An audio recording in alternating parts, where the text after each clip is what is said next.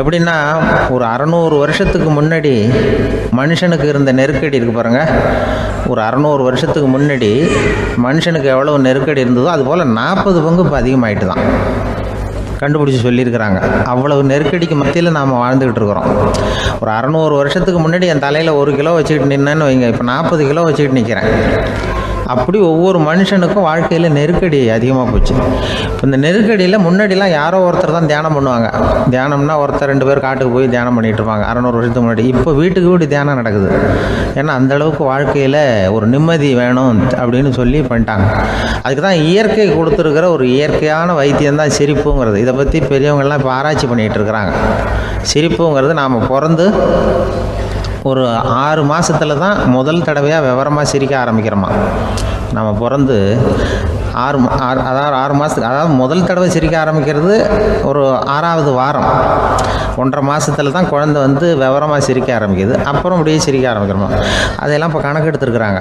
ஒரு குழந்தை ஒரு நாளைக்கு 200 தடவை சிரிக்குதான் ஒரு குழந்தை. பெரியவங்கள்லாம் 15 தடவை சிரிக்கிறாங்களாம்.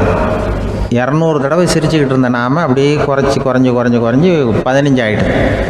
அதனால தான் இருதய நோயெல்லாம் வருது, ஹார்ட் அட்டாக்லாம் வருதுன்னு கண்டுபிடிச்சிருக்கிறாங்க. 200 சிரிப்புக்கு வந்து அது வந்து இயல்புத்தன்மை, மனுஷனுடைய இயல்புத்தன்மை சிரிக்கிறது. அதுக்கு ஜோக்கே தேவைப்படாது.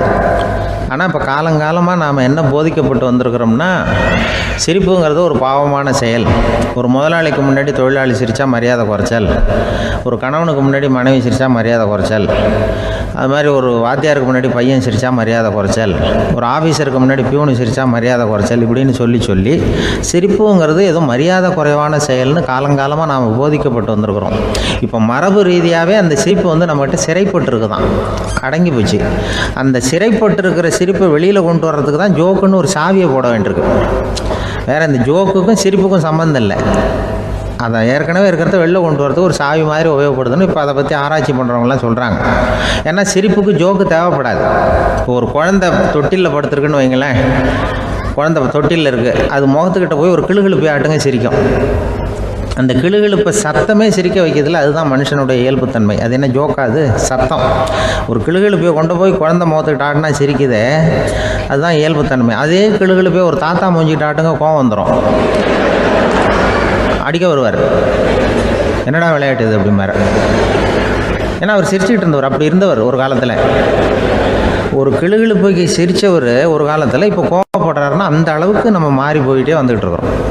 அதனால் வந்து அந்த இயல்புத்தன்மை மாறாமல் இருக்கணுங்கிறது ரொம்ப முக்கியம். அதுக்காக எல்லாரையும் குழந்தையாக்க முடியாது. மனுஷன் வந்து எல்லோரும் இனிமேல் வந்து வயசுங்கிறது கூட ஆகிட்டே தான் இருக்கும். அதுக்காக குறைச்சிக்கிட்டே போக முடியாது. அதுக்கு யாராவது மருந்து கண்டுபிடிச்சாதான் உண்டு. ஆனால் ஒருத்தர் மருந்து கண்டுபிடிச்சாராம், சொல்லுவாங்க.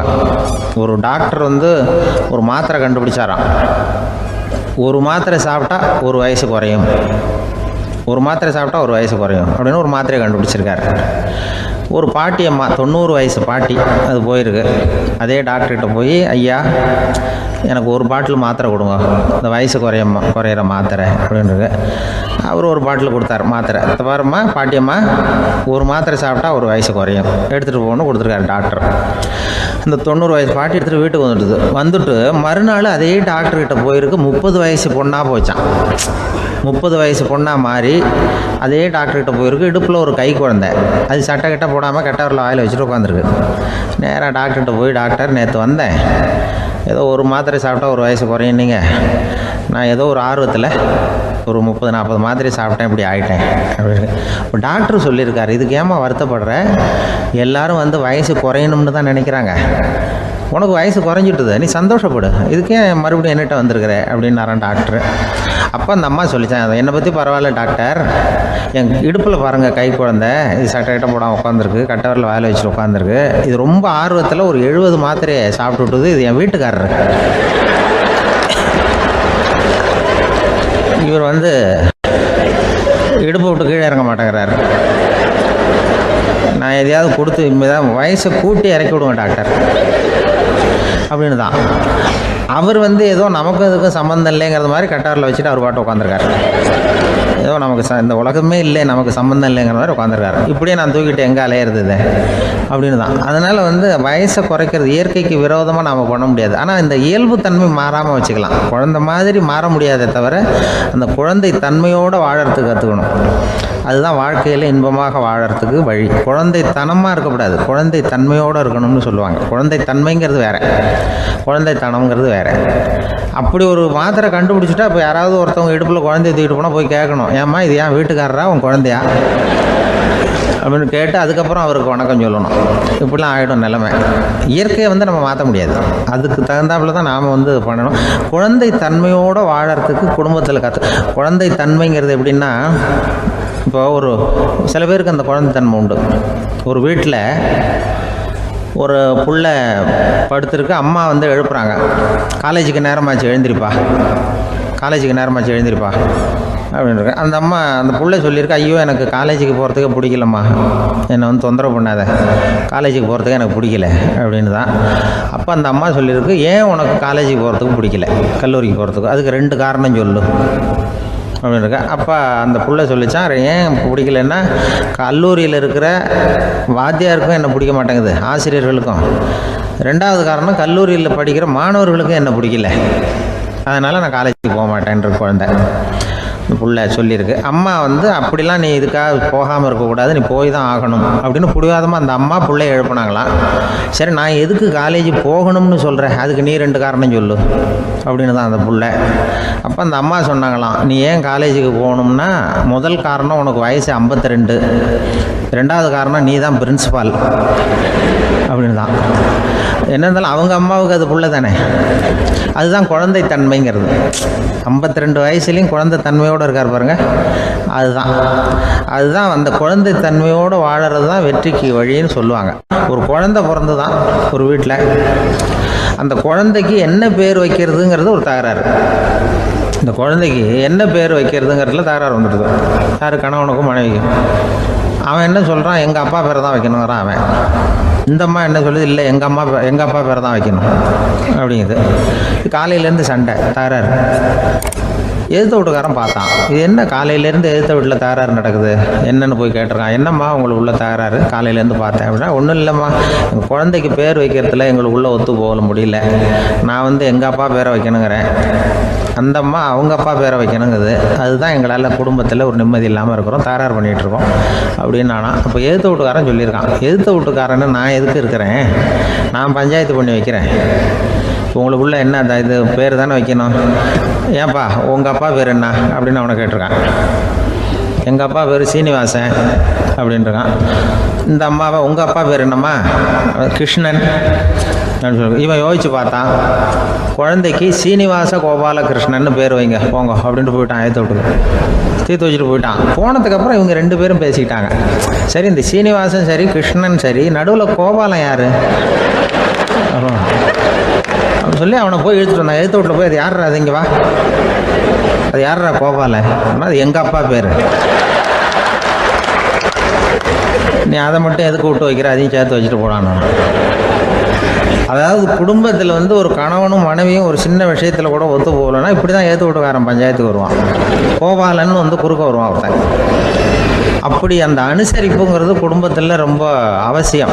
கணவனும் மனைவி அது ஒன்றுக்கு மேலே இந்த கல்யாணம் பண்ணிக்கிறாங்க, அது ரொம்ப அவஸ்தை. ஒருவனுக்கு ஒருத்திங்கிறது நம்ம இதெல்லாம் சொல்கிறது. ஒன்றுக்கு மேற்பட்ட திருமணங்கள் சங்கடத்தில் தான் கொண்டு விடும். நிறைய சொல்லுவாங்க. உலகத்திலேயே ஒரு பெரிய இது என்ன தெரியுங்களா, இயற்கை நிர்ணயம் பண்ணுது. இப்போ நம்ம சில பேருக்கு எனக்கு பொம்பளை புள்ள வேண்டாம், ஆம்பளை புள்ள வேண்டான்னு சொல்லி இந்த ஸ்கேன் பண்ணி என்னென்னவோ பண்ணிகிட்டு இருக்கிறாங்கல்ல. ஆனால் இயற்கை அந்த 50-50 ரேஷியோவை அது மெயின்டைன் பண்ணிகிட்ருக்கு. இந்த உலகத்தில் ஒரு அதிசயமான உண்மை என்னென்னா, 116 ஆம்பளை புள்ள பிறந்தா 100 பொம்பளை புள்ள பிறகுதான். உலக அளவில் 116 ஆம்பளை புள்ள பிறந்தா 100 பொம்பளை புள்ள பிறகுது. இது எதுக்கு 16 அதிகமாக பிறகுதுன்னா, அந்த வாலிப வயசு அடையிறதுக்குள்ளே 16 செத்து போகுது. 16 அங்கங்கே ஓடுறது, கொஞ்சம் முரட்டுத்தனமாக போகிறதுனால செத்து போகுது. அந்த 50-50 இந்த ஒருத்தருக்கு ஒருத்தங்கிற ரேஷியோவை இயற்கை மெயின்டைன் பண்ணிகிட்டு இருக்கு. அது ஒரு பெரிய அதிசயம். அதை விட பெரிய அதிசயம் என்னென்னா, இந்த உலக யுத்தம் நடந்ததில்ல, முதல் உலக யுத்தம் யுத்தம், 2வது யுத்தம். அப்போ பார்த்துருக்குறாங்க, கணக்கு எடுத்துருக்குறாங்க. அந்த யுத்தம் முடிஞ்ச பிறகு 116 ஆம்பளை பிள்ளைக்கு பதிலாக 160 170 பிறக்க ஆரம்பிச்சுதான். 100 பெண் குழந்தைக்கு 170 180 ஆண் குழந்தை. இது எதுக்குன்னா அந்த போரில் செத்து போகுதில்ல ஆம்பளை பிள்ளைகள், அதை ஈடுகட்டுறதுக்காக அதிகமாக பிறக்க ஆரம்பிச்சிருக்கு. அந்த அளவுக்கு இயற்கை ஒரு பெரிய ரேஷியோவை மெயின்டைன் பண்ணுது. அதாவது ஒருவனுக்கு ஒருத்திங்கிறத அது சொல்லிகிட்டு இருக்கு. புறாவெல்லாம் வளர்த்திங்கன்னா, நான் கூட புறா வளர்த்துருக்குறேன் ஊரில். புறா வளர்த்திங்கன்னா ஒரு தடவைக்கு 2 முட்டை தான் விடும் ஒரு வீட்டுக்கு. அந்த 2 முட்டையும் குஞ்சு பறிச்சுன்னா அதில் ஒன்று ஆணாக இருக்கும், ஒன்று பொண்ணாக இருக்கும். அது எந்த முட்டை ஆண் எந்த முட்டை பெண்ணுங்கிறத இயற்கை நிர்ணயம் பண்ணுது. அதை நம்ம மாற்றவே முடியாது. ரெண்டையும் அந்த பெண்ணாவோ ரெண்டையும் ஆணாவோ மாற்ற முடியாது நம்ம. அதனால் அந்த இயற்கையை புரிஞ்சுக்கிட்டு நாம் நடந்துக்கணும். அதனால தான் ஒரு கணவன் ஒரு மனைவி, அதான் ஒருத்தருக்கு ஒருத்தங்கிறது. ஒன்றுக்கு மேலேனா சங்கடம் தான். ஒரு பஸ்ஸில் ரெண்டு பெண்கள் வந்துக்கிட்டு இருந்தாங்களாம். பஸ்ஸு பிரயாணம். 2 பெண்கள் பக்கத்தில் உட்காந்துருக்காங்க. அந்த கண்டக்டரை கூப்பிட்ருக்காங்க, இங்கே வாயா அப்படின்னு அந்த ஒரு அம்மா கூப்பிட்ருக்கு. என்னம்மா அப்படின்ட்டுருக்கார். இந்த ஜன்னலை திறந்து விட்டு போ அப்படின்னு. சரின்னு அதுக்கு பக்கத்தில் இருந்த சேனல் திறந்து விட்டு அவர் போயிட்டார். பக்கத்தில் இருந்தம்மா உடனே இங்கே வாயா மறுபடியும் வாயான்னு கூப்பிட்ருக்கு. என்ன இந்த ஜன்னலை மூடி விட்டு போ அப்படின்ட்டுருக்கு. மூடி விட்டு போனார். மறுபடியும் அந்த முன்னாடி கூப்பிட்டது வாமா வாயான்னு மறுபடியும் கண்டக்டரை கூப்பிட்டு, என்ன இந்த பார், இந்த ஜன்னலை நீ மூடி வச்சின்னா நான் மூச்சு திணறி செத்து போடுவேன். அப்புறம் உடனே பக்கத்தில் இந்த அம்மா தபாரியா அந்த அம்மா பேச்சை கேட்டுட்டு நீ திறந்து வச்சின்னா நான் குளிர் தாங்காமல் செத்து போடுவேன் அப்படின்னு அவர் தலையை பிச்சுக்கிறார் கண்டக்டர். என்னடா பெரிய ரொம்ப போச்சேன்னு, கொஞ்சம் தூரம் பிரயாணம், இதில் கூட அட்ஜஸ்ட் பண்ணி போகக்கூடாதா அப்படின்னு. அப்போ அந்த பஸ்ஸில் பின்னாடி ஒருத்தன் கடைசி சீட்டில் வெயில் தாங்காமல் சட்டையெல்லாம் கட்டி போட்டுட்டு ஒரு கிராமத்து ஆள் பீடி குடிச்சிட்டு வரான். அவர் கூப்பிட்ருக்கான் அந்த ஆள், அந்த கண்டக்டர் இங்கே வாயா அங்கே என்ன தகராறு அப்படின்னு. அந்த எதிர்த்து வீட்டுக்காரன் வந்தானே முன்னாடி பஞ்சாயத்துக்கு, அது மாதிரி கண்டக்டர் இங்கே வாயா, அவன் ஏன் நீ என்ன சொல்ல போகிற அப்படின்ட்டு வந்திருக்கான். சட்டையெல்லாம் கேட்டு போட்டு பீடி குடிக்கிறோம், பீடி புகையை ஊதி விட்டு அங்கே என்ன தகராறு அப்படின்னு கேட்டிருக்கான். ஒன்றும் இல்லையா, அந்த அம்மா ஜன்னலை திறந்தா செத்து போவேங்குது, இந்த அம்மா ஜன்னலை மூடுனா செத்து போவேங்கிறது, நான் என்னையா பண்ணுறது ஒரு ஆள், இதுக்கு ஏன் கவலைப்படுறேன், நான் சொல்கிறத கேள்வி, நான் தீர்த்து வைக்கிறேன் பிரச்சனையை அப்படின்னு சொல்லிவிட்டு பீடியை எடுத்துவிட்டு புகையை ஊதிவிட்டு சொன்னானா, கொஞ்ச நேரம் அந்த ஜன்னலை மூடி வை, அந்த அம்மா செத்து போவோம், அப்புறம் திறந்து வை, இந்த அம்மா செத்து போவோம், நாம் நிம்மதியாக போகலாம் அப்படின்னு சொல்லிட்டு பீடி குடிக்க ஆரம்பிச்சிட்டான். அவருக்கு கோவம் வந்துட்டுது கண்டக்டருக்கு.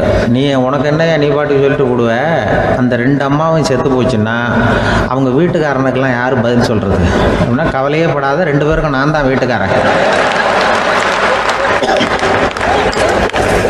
அதனால தான் அந்த யோசனையை சொன்னேன் அவங்ககிட்ட. அப்புறம் இதுதான், அந்த ஒன்றுக்கு மேலே போச்சுன்னா அது இயற்கைக்கு விரோதம், இப்படிலாம் ஆகும். அதனால தான் அவன் அவ்வளவு ஒன்றுமே வேண்டான்ட்டு கடைசி பெஞ்சு இதில் போய் சீட்டில் உட்காந்துக்கிட்டான். அப்படி இயற்கையை புரிஞ்சுக்கிட்டு வாழணுங்கிறது முக்கியம். குடும்பத்தில் கணவனுடைய பங்கு என்ன, மனைவியினுடைய பங்கு, குழந்தை குட்டிகள்லாம் சொல்லுவாங்க. அப்படி இருக்கணும். கணவன்கிறவனுக்கு நிறைய சகிப்புத்தன்மை தேவைப்படுது. ஒரு ஊரில் ஒரு மன்னர் இருந்தார். அவர் பக்கத்து தேசத்து மேலே படையெடுக்கணும்னு நினச்சிக்கிட்டு இருந்தார்.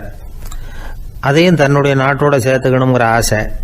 எப்போ படையெடுக்கலாம்னு யோசிச்சுக்கிட்டு இருந்தார். இப்படி யோசிச்சுக்கிட்டு இருந்த சமயத்தில் ஒரு பெரியவர் அவரை தேடிக்கிட்டு வந்தார். அவர் அடிக்கடி வருவார், அவர்கிட்ட பேசிக்கிட்டு இருப்பார். இப்போவும் அப்படி தான் வந்தார். என்ன மன்னா யோசனைன்னாரு. இவர் தன்னுடைய யோசனையை சொன்னார். இந்த சமயத்தில் மன்னருக்கு தாகம் எடுத்தது, தண்ணி குடிக்கணும் போல இருந்தது. உடனே அங்கே இருந்த ஒரு அரண்மனை பணியாளரை கூப்பிட்டார். போய் கொஞ்சம் தண்ணி கொண்டு வாப்பா அப்படின்னார். அந்த பணியாளர் போனார், ஒரு கோலையில் தண்ணி கொண்டு வந்தார். ராஜா கிட்ட நீட்டினார். ராஜா அதை வாங்கி குடிக்கிறதுக்காக வாய்கிட்ட கொண்டுட்டு போனார். அந்த நேரம் பார்த்து, மன்னா கொஞ்சம் பொறுங்கன்னார் இந்த பெரியவர். ஆவலோட குடிக்க போன மன்னர் அப்படியே நிறுத்திக்கிட்டு பெரியவரை பார்த்தார். இப்போ அந்த பெரியவர் சொன்னார், மன்னா, இப்போ உங்களை விட வலிமை உள்ள ஒரு சக்தி உங்களுக்கு தண்ணி கொடுக்க மறுத்துடுதுன்னு வைங்க, உங்களை குடிக்க விடாமல் தடுத்துடுது அப்படின்னா, இப்போ இந்த ஒரு கோவலை தண்ணீரை என்ன விலை கொடுத்து வாங்குவீங்க அப்படின்னு கேட்டார். இப்போ எனக்கு இருக்கிற தாகத்துக்கு என்னுடைய அரசாங்கத்தில் பாதியையாவது கொடுத்து இந்த தண்ணியை வாங்கிறதுக்கு தயங்க மாட்டேன்னார் அவர். சரி, இப்போ அந்த தண்ணியை குடிங்கன்னார் பெரியவர். மன்னர் ஆவலோடு அந்த தண்ணியை குடித்து முடித்தார். அதுக்கப்புறம் கொஞ்ச நேரம் தன்னுடைய படையெடுப்பை பற்றி சொல்லிக்கிட்டு இருந்தார். கொஞ்ச நேரம் கழித்து மறுபடியும் இந்த பெரியவர் கேட்டார், மன்னா, இப்போ நீங்கள் ஒரு கோவலை தண்ணீரை குடித்து முடிச்சுட்டீங்க, இப்போ அந்த தண்ணீர் உங்கள் உடம்பை விட்டு வெளியில் வரக்கூடிய பாதை அடைபட்டு போச்சு அப்படின்னு வச்சுக்கோங்க. அதை வெளியேற்றுவதற்காக நீங்கள் எவ்வளவு செலவழிப்பீங்க அப்படின்னு கேட்டார். மன்னர் யோசனை பண்ணார். அப்படி ஒரு நிலைமை ஏற்பட்டு போச்சுன்னா என்னுடைய அரசாங்கம் பூராவையும் அதுக்கு ஈடாக தர்றதுக்கு கூட தயங்க மாட்டேன்னார். இப்போ அந்த பெரியவர் சொன்னார், எந்த அரசாங்கத்தின் மதிப்பு ஒரு கோவள தண்ணீர் அளவுக்கு கூட இல்லையோ அந்த அரசாங்கத்தை அடையணுங்கிற பேராசையில் மனிதர்கள் தங்களுடைய சகோதரர்கள் கூடவே சண்டை போட்டுக்கிறாங்களே, அதில் ஏதாவது அர்த்தம் இருக்குதா அப்படின்னாராம். மன்னருக்கு இப்போ தான் அர்த்தம் புரிஞ்சுதான். மனசில் தெளிவு உண்டாச்சு. தன் மனசுக்குள்ளே உண்டான வெறியை விரட்டி அடிச்சு விட்டார். அதுக்கப்புறம் நிம்மதியாக ஆட்சி புரிஞ்சார். இப்படி ஒரு கதை. உயிருக்கு என்ன விலை கொஞ்சம் யோசனை பண்ணி பாருங்கள். ஆனால் அது இப்போ எவ்வளோ மலிவாக போயிட்டுது, அதையும் யோசனை பண்ணி பாருங்களேன். ஆசை பேராசையாக மாறுது, அப்புறம் அது வெறியாக ஆகுது, அதுக்கப்புறம் பைத்தியம் பிடிக்குது. இந்த காலத்து மனிதர்களுக்கு 2 விதமான பைத்தியம் பிடிச்சிருக்கிறதாக ஒரு பெரியவர் சொல்கிறார். ஒன்று பணம், இன்னொன்று அதிகாரம். இதெல்லாம் எவ்வளவு காலத்துக்கு நீடிக்கும்? ஒரு சர்வாதிகார நாட்டில் 3 பேர் ஜெயிலில் இருட்டு அறையில் பேசிக்கிட்டு இருக்கிறாங்க. நீ எப்படி இந்த ஜெயிலுக்கு வந்த அப்படின்னு ஒருத்தர் கேட்டாராம். இந்த நாட்டு ராஜாவை ஆதரித்து நான் பிரச்சாரம் பண்ணினேன், அதனால் கூட்டத்தில் தகராறு வந்துட்டுது, கலவரமாக போச்சு, அதுக்கு நான் தான் காரணம்னு அரெஸ்ட் பண்ணி இங்கே கொண்டாந்து போட்டாங்க அப்படின்னாராம் அவர். சரி, நீ எப்படி இங்கே வந்த அப்படின்னு இன்னொருத்தரை பார்த்து கேட்டிருக்கார். நான் இந்த நாட்டு ராஜாவை எதிர்த்து பிரச்சாரம் பண்ணேன், அதனால் கலவரம், அரெஸ்ட் பண்ணி கொண்டாந்து போட்டாங்கன்னார். சரிப்பா, நீ எப்படி அங்கே வந்த அப்படின்னு 3வது ஆளை பார்த்து இவங்க கேட்டாங்களாம். இதுக்கு அந்த ஆள் மெதுவாக வெளிச்சத்துக்கு நான் தான் இந்த நாட்டு ராஜா அப்படின்னாராம்.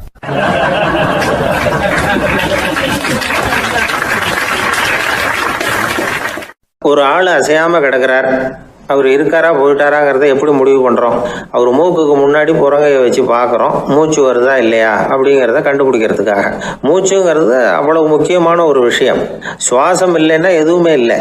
நம்ம பூமி இருக்க அது கூட சுவாசிக்குதுங்கிறத சோவியத் விஞ்ஞானிகள் கண்டுபிடிச்சிருக்கிறாங்க. பூமிக்கு மேலே இருக்கிற மண் அடுக்கில் காற்றில் உள்ள ஆக்சிஜன் ஆக்சிகரணம் அடையுது அப்படின்னு தான் இதுவரைக்கும் எல்லாரும் நம்பிக்கிட்டு இருந்தாங்க. ஆனால் இப்போ என்ன கண்டுபிடிச்சிருக்கிறாங்கன்னா, அந்த ஆக்சிஜன் பூமிக்குள்ளே 1 கிலோமீட்டர் ஆழம் வரைக்கும் ஊடுருவி போகுதான். பூமிக்குள்ளே 2 பக்கமும் பல கிலோமீட்டர் வரைக்கும் பரவுதான். பூமிக்குள்ளே இருக்கிற நீர்நிலை அடுக்குகள் தான் நுரையீரல் செய்கிற வேலையை செய்யுதான். நம்ம உடம்புல நுரையீரல் இல்லைன்னா ஒன்றும் நடக்காது. ஒரு மரத்தை தலைகீழாக தொங்க போட்டால் எப்படி இருக்கும் அப்படி யோசிச்சு பாருங்கள். அப்படி தான் இதுவும் நுரையீரலும் அப்படி தான் இருக்கும்.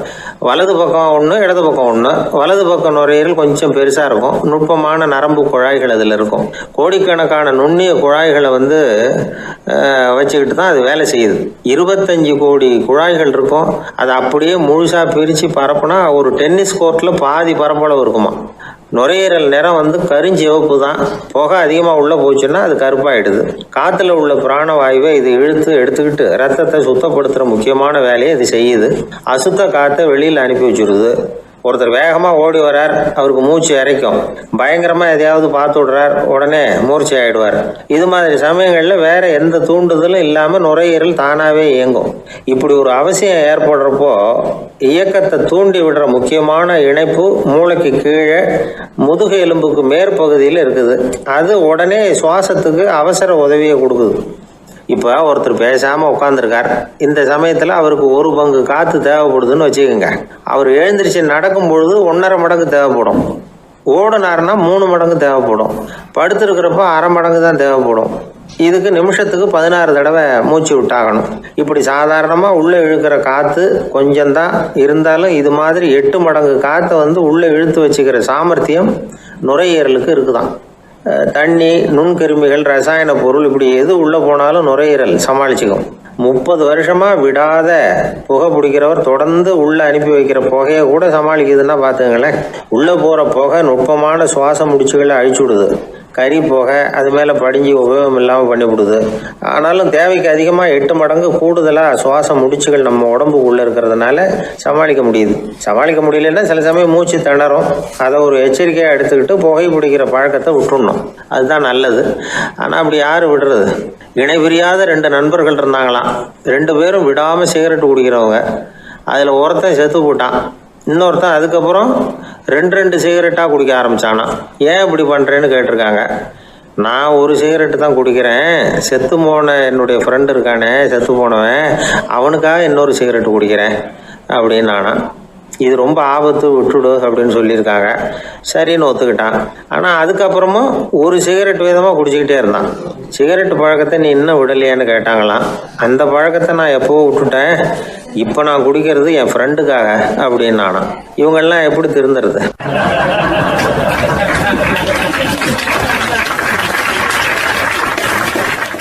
இந்த உலகத்தில் எத்தனை வகையான மனிதர்கள் இருக்கிறாங்க? ஒவ்வொரு மனிதனுமே ஒவ்வொரு வகை அப்படிங்கிறாங்க விஞ்ஞானிகள். மனிதர்களை 3 வகையாக பிரிக்கலாம் அப்படின்னு சொல்கிறாங்க மெய்ஞானிகள். இவங்களை பற்றிலாம் ஏற்கனவே நாம் பேசியிருக்கிறோம். இப்போ டாக்டர் எட்வர்டு பேட்ச் அப்படிங்கிற நிபுணர் என்ன சொல்கிறார் தெரியுமா? மனிதர்களை 7 வகையாக பிரிக்கலாம்ங்கிறார். மனிதர்களின் மனநிலை அடிப்படையில் அவங்கள 7 விதமாக வகைப்படுத்துகிறார் அவர். சரி, அது என்ன 7 வகை? முதல் வகை என்னன்னா பயந்த குணம் உள்ளவங்க. சார் ரொம்ப பயந்த சுபாவம், வீட்டில் கூட வாயே திறக்க மாட்டார், சாப்பிட போகிறப்ப மட்டும்தான் கொஞ்சம் வாயை திறப்பார், அப்புறம் மூடிக்குவார் அப்படின்னு சில பேரை பற்றி நாம் பேசிக்கிறது உண்டு. இவங்கெல்லாம் இந்த வகை, அதாவது பயந்த குணம் உள்ளவர்கள் அப்படிங்கிற முதல் வகை. சரி, 2வது வகை என்னன்னா சஞ்சலப்படுகிறவர்கள், எதுக்கு எடுத்தாலும் கலக்கம், குழப்பம், இப்படியே காலம் தள்ளிட்டு இருப்பாங்க. பல பேர் பார்த்துருப்பீங்க. அவங்கெல்லாம் இந்த வகை. 3வது வகை என்னன்னா யதார்த்த உலகை மறந்து கற்பனை உலகத்திலேயே மிதக்கிறவங்க. இளைஞர்கள், கவிஞர்கள், இப்படி பல பேர் இருக்கிறாங்க. எப்போ பார்த்தாலும் கற்பனை உலகத்திலேயே மிதந்துக்கிட்டு இருப்பாங்க. கிட்டத்தில் போய் என்னங்க ஒரு மாதிரியாக இருக்கிறீங்க அப்படின்னு கேட்டு பாருங்க, அவங்களெல்லாம் ஏதோ ஒரு அற்ப புழுவை பார்க்குறது மாதிரி அவங்கள பார்ப்பாங்க. அதுவும் அந்த வானத்து நிலாவை பாருங்கள், அது என்னை வா வான்னு கூப்பிடுது, எனக்கு சீக்கிரத்தில் ஒரு நாள் சிறகுகள் முளைக்கும், சிறகடித்து வானத்தில் பறந்து போவேன், அந்த செல்ல நிலாவை கொஞ்சிவிட்டு வருவேன், இப்படிலாம் பேசிகிட்டு இருப்பாங்க. கொஞ்சிறது அப்புறம் இருக்கட்டும், இப்போ கஞ்சிக்கு வழியே பாருப்பா அப்படின்னா அதை காதில் வாங்க மாட்டாங்க. நாம் ஏதோ இந்த உலகத்தை அனுபவிக்க தெரியாதவர்கள் மாதிரி நம்மளை அவங்க கவனிப்பாங்க. இப்படி ஒரு ரகம். 4வது வகை மனிதர்கள் எப்படின்னா, இவங்க தனிமை உணர்வு மிக்கவர்கள். இவங்க மற்றவங்களோட இயல்பாக நெருங்கி பழகிறதில்ல, தான் உண்டு தன்னுடைய வேலை உண்டுன்னு இருந்துட்டு போகிறவங்க. அடுத்த வீட்டில் இருக்கிறவர் யார் அப்படின்னு கேட்டால் கூட அடுத்த வீடுன்னு ஒன்று இருக்கா அப்படிங்கிறது மாதிரி நம்ம முகத்தை பார்ப்பாங்க. அவங்ககிட்ட மேற்கொண்டு நாம் என்னத்தை பேச முடியும்? இப்படி ஒரு வகை. 5வது வகை மனிதர்கள் எப்படின்னா, இவங்க மற்றவங்க செல்வாக்குக்கு உட்பட மறுப்பவர்கள். அடுத்தவங்களோட செல்வாக்குக்கு இவங்க ஆட்படுறதில்லை. நான் யார் தெரியுமான்னு கேட்டால் அதை தெரிஞ்சுட்டு எனக்கு என்ன ஆக போகுதும்பாங்க. இவங்கெல்லாம் அந்த ரகம். 6வது வகை மனிதர்கள் எப்பவும் எதுலேயும் பற்று இல்லாமல் இருக்கிறவங்க. இது ஒரு துறவு மனப்பான்மை. இயல்பாகவே சில பேர் இப்படி உண்டு, அவங்களுக்கு எதுலேயும் ஒரு ஈடுபாடு இருக்காது. அப்படிப்பட்டவங்கெல்லாம் 6வது வகை. 7வது வகை மனிதர்கள் மற்றவங்க கவலையை தன்னுடையதாக ஆக்கிக்கிட்டு கவலைப்படுறவங்க. இவங்கெல்லாம் மகாத்மாக்கள். தாம் வேறு அடுத்தவங்க வேறு அப்படிங்கிற எண்ணம் இவங்களுக்கு வர்றதில்லை. அதனால் அடுத்தவங்களுக்கு ஒரு துன்பம் வந்ததுன்னா இவங்களால சும்மா இருக்க முடியறதில்ல. ஆக கூடி இப்படி 7 விதமான மனிதர்களை அடையாளம் காட்டுறார் அந்த நிபுணர். இதில் நாம் எந்த வகையில் வர்றோம் அப்படிங்கிறத நாம் தான் அடையாளம் கண்டுபிடிக்கணும். எனக்கு தெரிஞ்ச ஒரு மனிதர் உண்டு. அவர் ஒரு வித்தியாசமான வகை. எதையும் நடைமுறை சாத்தியமாக சிந்திக்கிறவர். எப்பவும் அடுத்தவங்களும் நல்லா இருக்கணும், நாமும் நல்லா இருக்கணும் அப்படின்னு ஆசைப்படுறவர். அவருக்கு ஒரு சமயம் திடீர்னு உடம்பு சுகம் இல்லாமல் போயிட்டுது. டாக்டர்கிட்ட போனார், பணம் கொடுத்தார், வைத்தியம் பார்த்துக்கிட்டார். அவர் எழுதி கொடுத்த மருந்து சீட்டை வாங்கினார். ஒரு மருந்து கடைக்கு போனார், பணம் கொடுத்தார், மருந்து வாங்கினார். அதை எடுத்துகிட்டு வீட்டுக்கு வந்தார். அதுக்கப்புறம் அந்த மருந்து அவர் சாப்பிட்ணும்ல, சாப்பிடவே இல்லை, அப்படியே சும்மா வச்சுட்டார். அவரை பார்த்து கேட்டேன், ஏன் சார் இப்படி பண்ணுறீங்க, வீண் செலவு தானே இது, நீங்கள் ஏன் டாக்டர்கிட்ட போய் பணம் செலவு பண்ணினீங்கன்னு கேட்டேன். அவர் சொன்னார், டாக்டர் வாழணும் இல்லையா, அதனால தான் அப்படின்னார். சரி, அப்புறம் ஏன் மருந்து வாங்கினீங்க அப்படின்னு கேட்டேன். மருந்து கடைக்காரர் வாழணும் இல்லையா, அதனால தான் அப்படின்னார். சரி, அப்புறம் ஏன் வாங்கின மருந்து சாப்பிடாம வச்சுட்டீங்க அப்படின்னதுக்கு, நான் வாழணும் இல்லையா அதனால தான் அப்படின்னார். இவர் வாழ்க்கையை புரிஞ்சுக்கிட்டவர். இப்படி வாழ்க்கையை புரிந்து கொண்டு வாழ தெரிஞ்சுக்கணும். எந்த வகை மனிதர் நாம் அப்படிங்கிறத புரிஞ்சுக்கிட்டு வாழ்ந்தோம்னா வாழ்க்கையில் வெற்றி நிச்சயம்.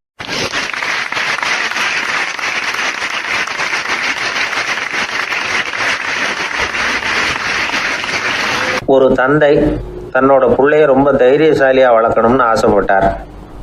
அதுக்காக அவனை கூப்பிட்டு உட்கார வச்சு இப்படி உபதேசம் பண்ணார். இதை பாருப்பா, நான் உன்னாட்டம் இருக்கிறப்போலாம் எதுக்கும் பயப்பட மாட்டேன், ரொம்ப துணிச்சலாக இருப்பேன்.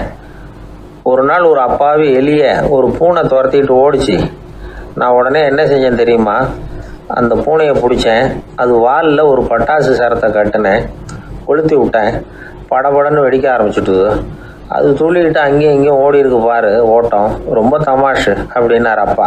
இப்படி சொல்லிவிட்டு பையனை பார்த்து, இதை கேட்கறதுக்கு உனக்கும் துணிச்சல் வருதா? நான் என்னுடைய செயலை நீ கேட்குறப்போ உனக்கு துணிச்சல் வருதா அப்படின்னு கேட்டார். வருதுன்னா பையன். எப்படின்னா அப்படிங்கிற விவரத்தையும் சொன்னான் அவன். அதாவது எலியை விரட்டினத்துக்காக பூனை வாலில் பட்டாசு கொளுத்துனீங்க நீங்கள், பூனையை விரட்டினத்துக்காக உங்கள் கழுத்தில் பட்டாசு சரத்தை மாட்டினா என்னென்னு தோணுது எனக்கு அப்படின்னா பையன். பையனோட துணிச்சல் அப்பாவையே நடுங்க வச்சுட்டுது. அது சரி, ஒரு அப்பா பிள்ளைக்கு இப்படியா உபதேசம் பண்ணுறது? எல்லாருக்கிட்டையும் அன்பாக பழகிறது எப்படி அப்படின்னு சொல்லி கொடுக்கணும். பிஞ்சு உள்ளங்களில் நஞ்சை தூவலாமா? ஒரு நாள் விநாயகர் ஒரு பூனையோடு விளையாடிக்கிட்டு இருந்தாராம். அப்படி ஆசையாக விளையாடிக்கிட்டு இருந்தப்ப அவரோட கை நகம் தவறுதெல்லாம் பூனையோட முகத்தில் பட்டுட்டு தான் அது ஒரு சின்ன கீறலை உண்டாக்கி விட்டுது. அப்பா அவர் அதை ஒரு பெருசாக நினைக்கல. கொஞ்ச நேரத்துக்கு அப்புறம் விநாயகர் வீட்டுக்கு வந்தார். அவங்க அம்மா பார்வதி தேவியை பார்த்தார். பார்வதி தேவி கன்னத்தில் விரலால் கீறினது மாதிரி ஒரு அடையாளம் இருந்தது. விநாயகருக்கு அதிர்ச்சி, ஆச்சரியம். நம்ம அம்மா இந்த உலகத்துக்கே தாயார், அப்பேற்பட்ட அவங்க முகத்திலேயே கீறலை உண்டாக்கக்கூடியவங்க யாராக இருக்க முடியும் அப்படின்னு யோசனை பண்ணார். தாயே, உன்னுடைய கன்னத்தில் இந்த வடு எப்படிம்மா ஏற்பட்டதுன்னு கேட்டார். குழந்தாய், இது நீ செஞ்ச காரியம்தான்ப்பா, உன்னுடைய கை நகம் கீறினதுனால ஏற்பட்ட வடு தான் இது அப்படின்னாங்க அவங்க. விநாயகர் திடுக்கிட்டு போட்டார். எப்படிம்மா அது? நான் எந்த காலத்துலேயும் ஒன்று அப்படி கீறினதாக எனக்கு நினைவு இல்லையே அப்படின்னார். இன்னைக்கு காலையில் ஒரு பூனையை கீறினதை நீ மறந்துட்டியா அப்படின்னாங்க அந்த அம்மா. விநாயகர் திகைச்சு போய் நின்னார். பார்வதி தேவி சொன்னாங்க, இதை பாருப்பா, இந்த உலகத்தில் இருக்கக்கூடிய எல்லா உயிர்கள்லேயும் நான் இருக்கிறேன், நான் தான் இந்த உலகமாக ஆகியிருக்கிறேன். ஆகையினால நீ யாரை துன்புறுத்தினாலும் அது உண்மையிலேயே என்ன துன்புறுத்தினதாக தான் வந்து முடியும் அப்படின்னாங்க. விநாயகர் மனசுக்குள்ளே ஒரு வெளிச்சம் ஏற்பட்டு தான். அதுக்கப்புறம் அவர் யாரையுமே கல்யாணம் பண்ணிக்காததுக்கு அதுதான் காரணமா. இந்த உலகத்தில் எல்லாரையும், இங்கே இருக்கிற எல்லாத்தையும் தாயின் வடிவமாக அவர் பார்க்க ஆரம்பிச்சிட்டாராம். குருதேவர் ராமகிருஷ்ணர் இந்த கதையை எடுத்து சொல்லியிருக்கிறார். நபிகள் நாயகம் ஒரு தடவை ஒரு நாற்காலியில் உட்காந்து என்னமோ யோசனை பண்ணிட்டு இருந்திருக்கிறார். அப்போ அவரோட உடையில ஒரு கீழ்ப்பகுதி தரையில் படிஞ்சு கிடந்திருக்குது. அங்கே விளையாடிக்கிட்டு இருந்த ஒரு பூனை அது மேலே வந்து படுத்து தூங்கி போயிடுச்சு. தொழுகை செய்ய வேண்டிய நேரம் வந்துட்டது. நபிகள் நாயகம் எழுந்திருக்க பார்த்தார். அப்போ தான் பூனை தன்னோட உடை மேலே படுத்து தூங்கிட்டு இருக்கிறது கண்ணில் படுது. பூனையோட தூக்கத்தை கலைக்க விரும்பல அவர். தன்னுடைய சகோதரியை கூப்பிட்டார். ஒரு கத்திரிக்கோள் எடுத்துகிட்டு வர சொன்னார். பூனை படுத்திருந்த உடை பகுதி மட்டும் இருக்குல்ல, அதை மட்டும் அதோட கத்திரிச்சு விட்டுட்டு அதுக்கப்புறம் அவர் எழுந்திரிச்சு தொழுகைக்கு போனாராம். அதாவது பிற உயிர்கள்கிட்ட எப்படி அன்பு காட்டணுங்கிறத பெரியவங்க எவ்வளவோ விதத்தில் நமக்கு எடுத்து காட்டியிருக்கிறாங்க. இருந்தாலும் எத்தனை பேர் மனசில் அதெல்லாம் உரைச்சிருக்குது? நாமளும் நம்ம ட்ரெஸ்ஸு மேலே ஒரு பூனை படுத்திருந்தா ஒரு கத்திரிக்கோலை தான் தேடுவோம், எடுத்துக்கிட்டு வர சொல்லுவோம். துணியை வெட்டுறதுக்கு பதிலாக இல்லை அதோட வாழை வெட்டினா என்ன அப்படின்னு தோணும். ஒரு ஆள் ரொம்ப பிரியமாக ஒரு பூனையை ஆற்றுல குளிப்பாட்டிக்கிட்டு இருந்தானா. எப்படி? அந்த பூனையை ஆற்று தண்ணியில் அமுக்கி அமுக்கி குளிப்பாட்டிக்கிட்டு இருக்கிறான். அந்த வழியாக போன பெரிய ஒருத்தர் இதை பார்த்தார். இதை பார்ப்பா, பூனையை அது மாதிரி ஆற்று தண்ணியில் அமுக்கி குளிப்பாட்டாத, மூச்சு திணறி செத்து போடும் அப்படின்னு அட்வைஸ் பண்ணார். நீ போய் அவன் வேலையை பார்த்துக்கிட்டு, எனக்கு எல்லாம் தெரியும்னா இவன். சரின்னு அவர் போயிட்டார். கொஞ்ச நேரம் கழித்து அவரே அந்த வழியாக திரும்பி வந்துக்கிட்டு இருந்தார். ஆற்றுல பூனையை குளிப்பாட்டிக்கிட்டு இருந்தவன் அழுதுகிட்டு உட்காந்துருக்கிறான். பக்கத்தில் அந்த பூனை செத்து கிடக்குது. இதை பார்த்தார் பெரியவர். நான் தான் அப்போவே சொன்னேனே அந்த பூனையை ஆற்றுல நினைக்காதேன்னு, அதை கேட்டிருந்தா இப்படி ஆயிருக்குமா அப்படின்னார். அந்த ஆள் கோபமாக இவரை முறைச்சி பார்த்தான். அட போய்யா, இந்த பூனை ஆற்றுல குளித்ததுனால ஒன்றும் செத்து போகல, குளித்ததுக்கு அப்புறம் அதோட உடம்பு ஈரமாக இருக்குதுன்னு அதை புழிஞ்சேன், அதனால தான் இப்படி ஆயிட்டுது அப்படின்னு நானா.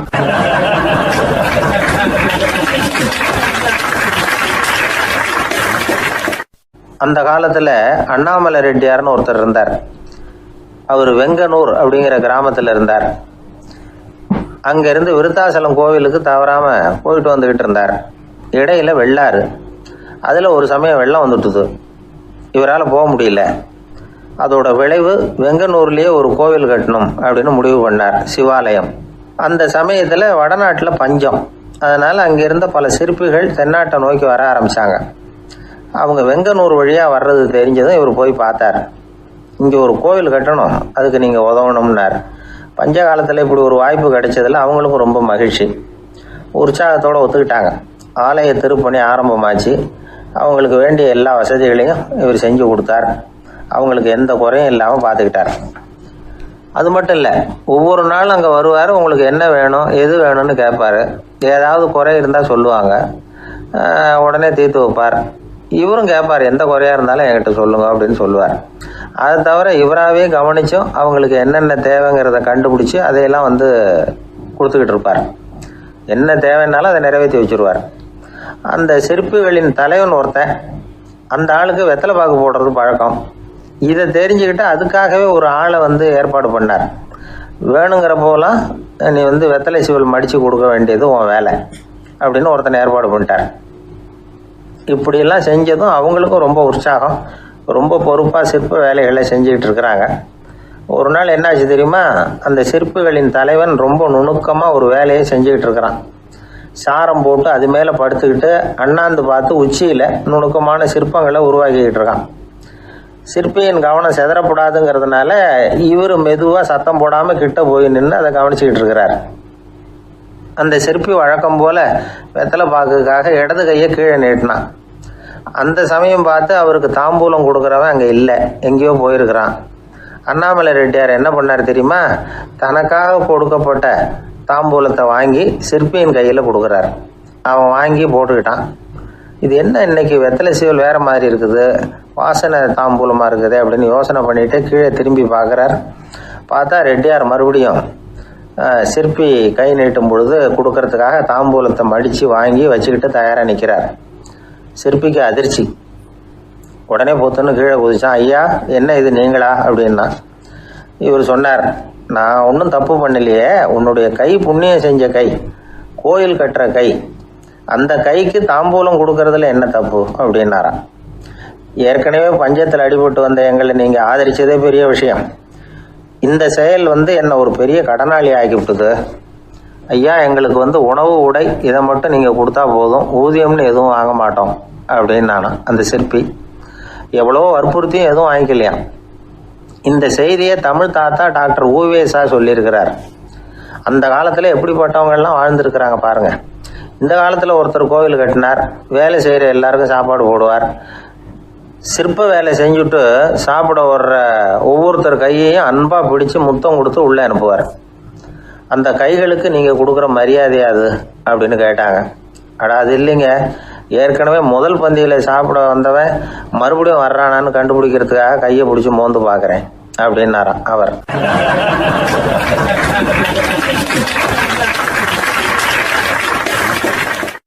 அந்த மரத்தின் உச்சியில் ஒரு பறவை கூடு, ஏதோ ஒரு பறவை கூடு கட்டியிருந்தது. அது என்ன பறவைன்னா ராஜாளி. ஒரு குரங்கு அந்த மரத்து கிளையில தாவி தாவி குதிச்சுக்கிட்டு இருந்தது. அப்போ இந்த கூட்டில் இருந்த முட்டை அது கண்ணில் போட்டுவிட்டுது. அதுக்கப்புறம் அது சும்மா இருக்குமா? விளையாட்டாக ஒரு முட்டையை எடுத்தது, மரத்தை விட்டு கீழே இறங்கிச்சு. கீழே ஒரு குப்பை மேட்டில் ஒரு கோழி சில முட்டைகளை அது பாட்டுக்கு இட்டு வச்சிருந்தது. குரங்கு தன் கையில் இருந்த ராஜாளி பறவையோட முட்டையை அந்த கோழி முட்டைகளோட சேர்த்து போட்டுட்டு போயிட்டுது. கோழி வந்தது, பார்த்தது, அதுக்கு ஒன்றும் வித்தியாசம் புரியல. தன்னுடைய முட்டைகளோடு சேர்த்து அந்த ராஜாளி முட்டையையும் சேர்த்து அடைகாத்துது. கொஞ்ச நாளில் குஞ்சுகள்லாம் பொரிச்சுது, எல்லாம் முட்டையை விட்டு வெளியில் வந்தது. ராஜாளி பறவையோட குஞ்சு அந்த கோழி குஞ்சுகளோடவே சேர்ந்து வளர்ந்தது. மற்ற கோழி குஞ்சுகள் போலவே இதுவும் குப்பையை கிளறிச்சு புழு பூச்சிகளை சாப்பிட்டுது. காக்கைகள் தாக்கிறதுக்கு வந்ததுன்னா மற்ற கோழி குஞ்சுகள் மாதிரியே இதுவும் பயந்து போய் தாய் கோழியின் சிறகுகளுக்கு உள்ளே வந்து ஒளிஞ்சிக்கும். இப்படியே கொஞ்ச காலம் போச்சு. குஞ்சுகள்லாம் வளர்ந்து பெருசாகிட்டுது. சிலது சேவல்களாச்சு, சிலது கோழிகளாச்சு. அந்த ஒன்று மட்டும் ராஜாளி ஆச்சு. ஆனால் ஒரு விஷயம், தான் ஒரு ராஜாளிங்கிறது அந்த பறவைக்கு தெரியாது. தன்னையும் ஒரு கோழின்னே அது நினச்சிக்கிட்டு இருக்கு. அப்படி நினச்சிக்கிட்டு குப்பைமேட்டை கிளறிக்கிட்டு இருக்கு. ஒரு நாள் சாயந்தர நேரம் இந்த ராஜாளி பறவை கீழே அது பாட்டுக்கு வழக்கம் போல் குப்பையை கிளறிக்கிட்டு இருக்குது. அப்போது அண்ணாந்து பார்க்குது. வானத்தில் உயரத்தில் கூட்டமாக ராஜாளி பறவைகள் உல்லாசமாக வட்டம் அடித்து பறந்துக்கிட்டு இருக்கு. அதே இது பார்க்குது. இதுக்கு மனசுக்குள்ளே ஏக்கமாக போச்சான். அப்போது இதுக்கு ஆண்டவன் பேரில் கோபம் வந்துதான். ஆண்டவனுக்கு என் பேரில் ஏன் இந்த ஓர வஞ்சனை? என்னையும் ஒரு ராஜாளியாக படைச்சிருந்தா நானும் கூட இந்நேரம் ஆகாயத்தில் உல்லாசமாக பறந்துக்கிட்டு இருப்பேனே அப்படின்னு நினச்சி வருத்தப்பட்டு தான். இது வேடிக்கையாக இருக்குல்ல. ஒரு வகையில் பார்த்தா நாம் கூட இந்த ராஜாளி பறவை மாதிரி தான் வாழ்ந்துக்கிட்டு இருக்கோம் அப்படிங்கிறார் ஒரு உளவியல் நிபுணர். நம்மால் எவ்வளவு வேலை செய்ய முடியும் அப்படின்னு நாம் நினச்சிக்கிட்டு இருக்கிறோமோ அதை விட பல மடங்கு நம்மால் வேலை செய்ய முடியுமா? பல மடங்கு வேகமாகவும் வேலை செய்ய முடியும் அப்படிங்கிறார் அவர். நம்முடைய முழுமையான பலம் என்னங்கிறது நமக்கே தெரியறதில்ல. அதுதான் கஷ்டம். நம்முடைய பலம் தெரியாததுனால தான் நாம் எதுக்கு எடுத்தாலும் பயந்துக்கிட்டு இருக்கிறோம். ஒரு ஆள் இருந்தான். அவனுக்கு எப்படின்னா கோழியை கண்டா பயப்படுவான். ஏன் கோழியை கண்டா பயம்னா அவனுக்கு மனசுக்குள்ள தான் ஒரு புழுன்னு நினைப்பு. தன்னை ஒரு புழுவாக நினைக்கும் பொழுது புழுன்னா கோழி வந்து கொத்தும்ல, அதனால கோழியை கண்டு பயப்பட ஆரம்பிச்சிட்டான். இவன் நடுங்கிடுவான். எதிரில் கோழி வந்ததுன்னா உடம்பு பூரா நடுங்க ஆரம்பிச்சிடும். வீட்டில் இருக்கிறவங்க பார்த்தாங்க. இவனை அழைச்சிட்டு போய் ஒரு மனநோய் மருத்துவமனையில் சேர்த்துட்டாங்க. அங்கே உள்ள டாக்டர் இவருக்கு சிகிச்சையெல்லாம் கொடுத்தார். ஒரு வாரம் இவனை தங்க வச்சு வேண்டிய சிகிச்சையெல்லாம் கொடுத்து மன ரீதியாக அவனை மாற்றி சரி இனிமேல் நீ வீட்டுக்கு போகலாம்னு சொல்லி அனுப்பி வச்சார். வீட்டுக்கு புறப்பட்டான்.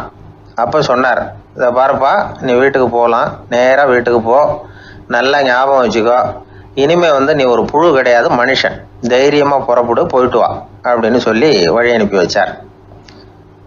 சரிங்க டாக்டர்னு சொல்லிவிட்டு இவன் புறப்பட்டு போனான். பாதி வழி போயிருப்பான்.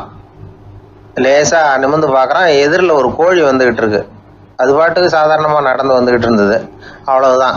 இவன் உடம்பு கிடுகிடுன்னு ஆட ஆரம்பிச்சுட்டுது. திரும்பி ஓடி வந்துட்டான். டாக்டர் கேட்டார், ஏன்ப்பா திரும்பி ஓடி வந்துட்டேன்னு. பாதி தூரம் போயிட்டேன் டாக்டர், எதிரில் ஒரு கோழி வந்துக்கிட்டு இருக்குது, அதான் பயமாக இருந்தது, வந்துட்டேன்னா.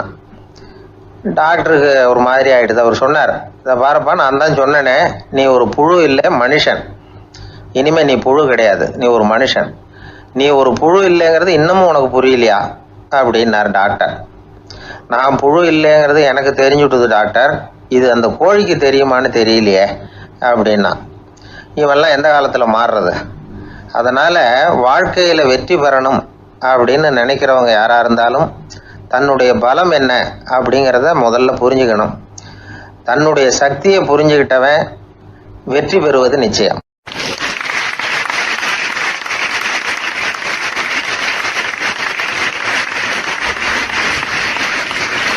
ஒரு ஆள் ராமகிருஷ்ணரை தேடி வந்தான். அவன் கையில் 1000 பொற்காசுகள் வச்சுருந்தான். அதை அவர்கிட்ட கொடுத்து இதை ஏற்றுக்கணும் அப்படின்னு ரொம்ப பணிவாக கேட்டுக்கிட்டான்.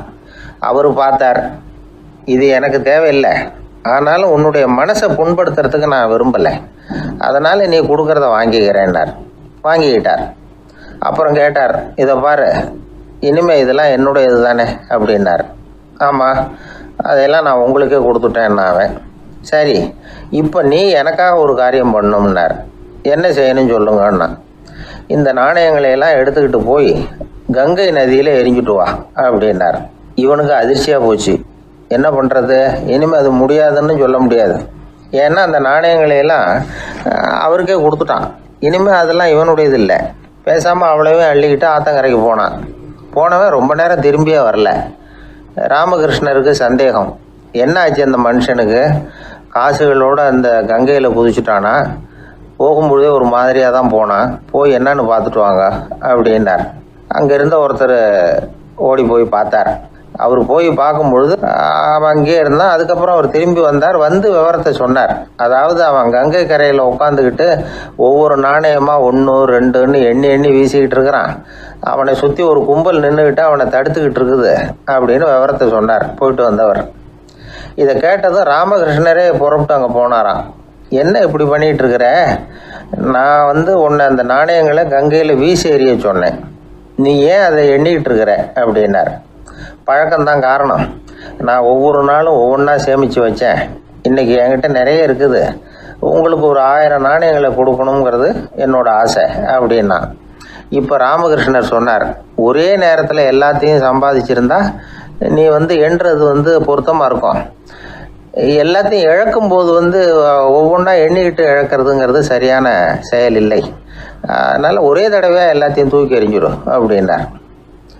இது இழப்பது அப்படிங்கிற ஒரு உயர்ந்த நிலை. இதை நாம் யதார்த்த வாழ்க்கையில் சம்மந்தப்படுத்தி பார்த்து குழப்பிக்கிட்டு இருக்கக்கூடாது. இழக்கிறேன்னு சொல்லிக்கிட்டு இருக்கிற காசையெல்லாம் ஆற்றுலையும் குளத்துலையும் கொண்டு போய் எரிஞ்சிட்டு வாங்க அப்படின்னு உபதேசம் பண்ணுறதாக யாரும் நினச்சிடக்கூடாது. இதில் நாம் புரிஞ்சிக்க வேண்டியது என்னென்னா, எதையாவது ஒன்றை இன்னொருத்தருக்கு கொடுக்கணும் அப்படின்னு விருப்பப்பட்டால் அதை மனப்பூர்வமாக கொடுத்துட்டு அதையே நினச்சிக்கிட்டு இருக்கக்கூடாது. நம்மால் ஒருத்தர் ஒரு 100 ரூபா நோட்டை தன்னுடைய நண்பர் ஒருத்தர்கிட்ட கொடுத்து, இது உனக்கு தான் வச்சுக்கோ அப்படின்னார். அவர் பார்த்தார், இது இனிமேல் எனக்கு தானே சொந்தம் அப்படின்னார். ஆமான்னார் அவர். அப்படின்னா எனக்காக நீ ஒரு உதவி செய்யணும்னார். சொல்லுங்கள் செய்கிறேன்னார் அவர். இந்த 100 ரூபா நோட்டை தீ வச்சு கொளுத்தி விடுன்னார். இவர் அதிர்ச்சியாகி அவரை பார்த்தார். இப்போ அவர் சொன்னார், நீ எனக்கு அன்பாக கொடுத்தது இது, இந்த நோட்டு கள்ள நோட்டுங்கிறது எனக்கு முன்னாடியே தெரியும், சீக்கிரம் கொளுத்தி விடு, அதுதான் நம்ம 2 பேருக்குமே நல்லது அப்படின்னாராம் அவர்.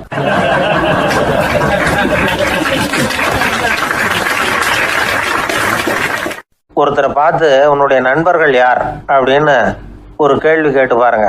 கொஞ்சம் யோசிச்சு பதில் சொல்லுவாங்க. அவங்ககிட்டயே உன்னுடைய எதிரிகள் யார் அப்படின்னு கேளுங்க, கடகடன்னு ஒப்பிச்சிருவாங்க. நம்ம மனசு இருக்க அது எப்படின்னா, நம்ம நண்பர்களை விட எதிரிகளை அது நல்லா ஞாபகத்தில் வச்சுக்கும். இது ஒரு ஆச்சரியமான உண்மை. உங்களால் நண்பர்களை மறந்துட முடியும், ஆனால் எதிரிகளை மறந்துட முடியாது. இது ஒரு வேடிக்கையான நிலைமை தான். அழகான தருணங்களை நாம் ஏன் மறந்துடுறோம்? இது இயற்கை. ஏன்னா நம்ம மனசு மலர்களை கவனிக்கிறதில்ல, அதில் இருக்கிற முள்ளை தான் கவனிக்குது. தன்னை காயப்படுத்துகிற எதையும் அது உடனே கண்டுகொள்ளுது. ஒரு தெளிந்த சிந்தனையுடைய மனசு மிக அழகாக உள்ள எல்லாத்தையும் கவனிக்கும். அது நன்றியுடன் உணரக்கூடிய எல்லாத்தையும் பார்த்து குறிச்சிக்கும். இப்படிப்பட்டவங்க வாழ்க்கை இயல்பாகவே நல்லா அமையும். அது ரொம்ப அபூர்வம். மனசில் உள்ள ஒரு சிறிய அமைப்பை மாற்றுவதை பொறுத்து தான் இந்த விஷயம் அப்படிங்கிறார் ஓஷோ. ஒரு யூத கோவில் இருந்து தான், அது யூதர்களின் மடமாகவும் இருந்தது. அங்கே ஒரு தலைமை குரு, அவர் ரொம்ப கண்டிப்பானவர். அந்த கோவிலை ஒட்டி ஒரு தோட்டம். ஒரு நாள் காலையில் அந்த தோட்டத்தில் 2 இளம் யூதர்கள் நடந்து போய்கிட்டு இருக்கிறாங்க. காலையில் 1 மணி நேரம், மாலையில் 1 மணி நேரம் அவங்க அந்த தோட்டத்தில் நடக்கிறதுக்கு அனுமதி உண்டு. மற்ற நேரங்களில் அவங்க மத புத்தகங்களை படிக்கணும், பிற விதிமுறைகளை கடைபிடிக்கணும். அந்த 2 பேருமே தொடர்ந்து புகைப்பிடிக்கிற பழக்கம் உள்ளவங்க. ஆனால் கோவில் மடத்தில் இருக்கிறப்போ அவங்க புகைப்பிடிக்க முடியாது, அது கடுமையான குற்றம். சரி, நாம் தோட்டத்தில் இருக்கிறப்போவாவது புகைப்பிடிக்கலாமா அப்படின்னு ஒரு ஆசை அவங்க 2 பேருக்குமே. இருந்தாலும் பயம். இப்படி கேட்டால் மத குரு என்ன சொல்லுவாரோ அல்லது என்ன செய்வாரோங்கிற பயம். இப்படியே கொஞ்ச நாள் ஆச்சு. ஒரு நாள் அந்த 2 பேரில் ஒருத்தன் ரொம்ப கலங்கி போய் அந்த கோவிலிருந்து வெளியில் வந்துக்கிட்டு இருந்தான். வந்தவன் நேராக தோட்டத்து பக்கம் போனான். அங்கே இன்னொருத்தன் ஆனந்தமாக புகை பிடிச்சிக்கிட்டு இருக்கிறான். அதை பார்த்து தான் இவனுக்கு அதிர்ச்சி. அட கடவுளே, என்ன இது, நீ கேட்காமலே ஆரம்பிச்சிட்டியா அப்படின்னா. இல்லை நான் கேட்டுவிட்டு தான் ஆரம்பிச்சிருக்கேன்னா அவன். அப்படியா, என்ன மனுஷன் இவர், நானும் தான் கேட்டேன், என்னை கண்ணாபுண்ணான்னு திட்டி விட்டார். இது என்ன கோவிலா இல்லை நரகமா? உனக்கு புகை பிடிக்கணும்னு ஆசையாக இருந்தால் நரகத்துக்கு போகணும்னு சொல்லிவிட்டார். அது சரி, உன்னை மட்டும் எப்படி அனுமதிச்சார் அப்படின்னு கேட்டான் இவன். அவன் சிரிச்சுக்கிட்டே, நீ எப்படி கேட்ட சொல்லு அப்படின்னா. நாம் இந்த தோட்டத்துக்கு வர அனுமதிக்கப்பட்டிருக்கிறதே ஜபத்துக்காகத்தானே, அதனால் நான் ஜபம் சொல்லும் பொழுது புகை பிடிக்கலாமா அப்படின்னு கேட்டேன். அதுக்கு தான் அவர் சத்தம் போட்டு என்னை அடிக்கவே வந்துட்டார் அப்படின்னா இவன். நீ ஒரு மாதிரியாக கேட்டிருக்க, நான் வேறு மாதிரியாக கேட்டிருக்கிறேன். ஜெபம் சொல்லும்போது புகை பிடிக்கலாமான்னு நீ கேட்டிருக்க. ஐயா, புகை பிடிக்கும் பொழுது ஜபிக்கலாமா அப்படின்னு நான் கேட்டேன். அதில் தப்பு ஒன்றும் இல்லை அப்படின்னு பதில் சொல்லிட்டார் அப்படின்னா. ஒரு சிறிய மாற்றம்தான் அது மிகப்பெரிய மாறுதலை ஏற்படுத்தி விட்டது. மனசு நல்ல விதமாக சிந்திக்க ஆரம்பிச்சுட்டுதுன்னா மகிழ்ச்சிக்கு பஞ்சம் இல்லை. ஒரு கஞ்சன் ஆற்றுல விழுந்துட்டான். வெள்ளத்தில் தத்தளிச்சுக்கிட்டு இருக்கிறான். கரையில் நின்ன ஒருத்தர் உன் கையை கொண்டா இப்படி பிடிச்சி இழுத்து கரையில் சேர்த்து விட்றேன்னார். எதையும் கொடுத்து பழக்கம் இல்லாத அவன் கையையும் கொடுக்க மாட்டேன்னுட்டான். இவர் பார்த்தார், உன் கையை கொடுன்னு சொல்கிறதுக்கு பதிலாக நான் என் கையை கொடுக்குறேன் பிடிச்சிக்கோ அப்படின்னார். அவன் கப்புன்னு பிடிச்சிக்கிட்டான், இழுத்து கரையில் போட்டார்.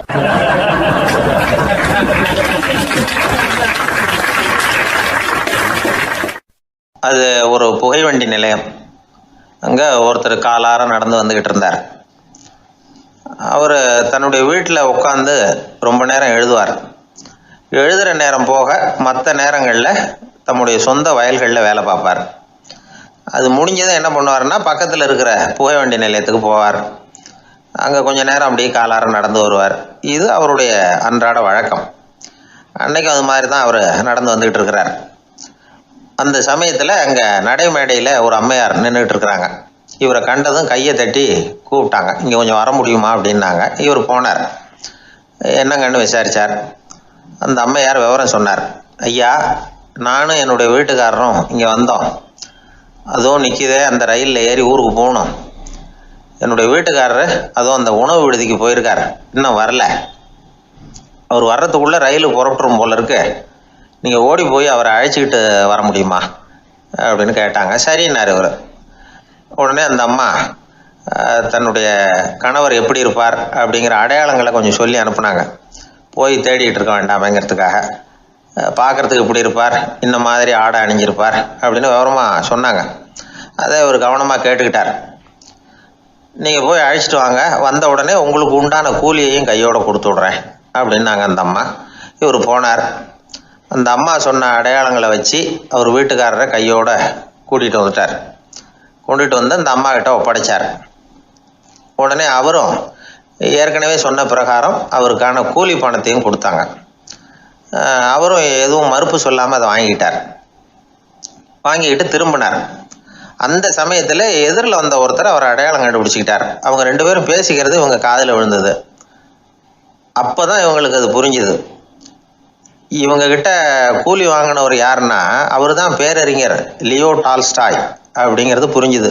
அவங்க ரெண்டு பேரும் பேசிக்கிறத வச்சு ரஷ்ய நாட்டின் மிகப்பெரிய ஞானி லியோ டால்ஸ்டாய், சோவியத் நாட்டின் ஈடு இணையற்ற இலக்கிய மேதை.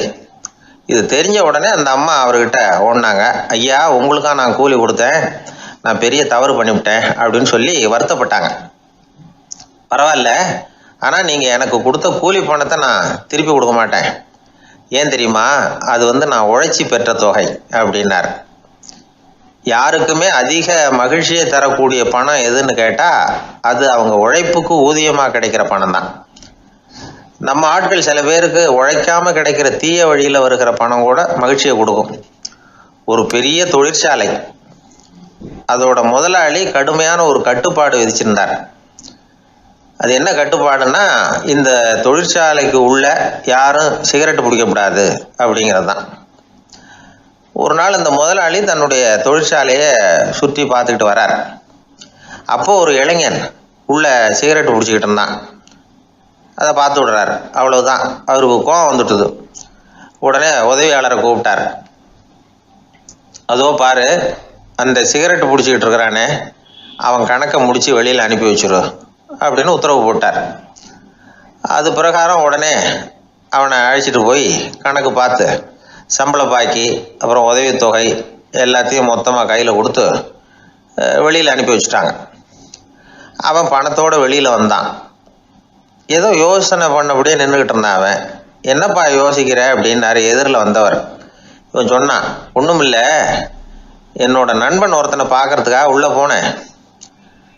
பேர் என்னன்னு கேட்டுவிட்டு ஒரு 50,000 ரூபா பணத்தையும் கொடுத்து வெளியில் அனுப்பி வச்சுட்டாங்க.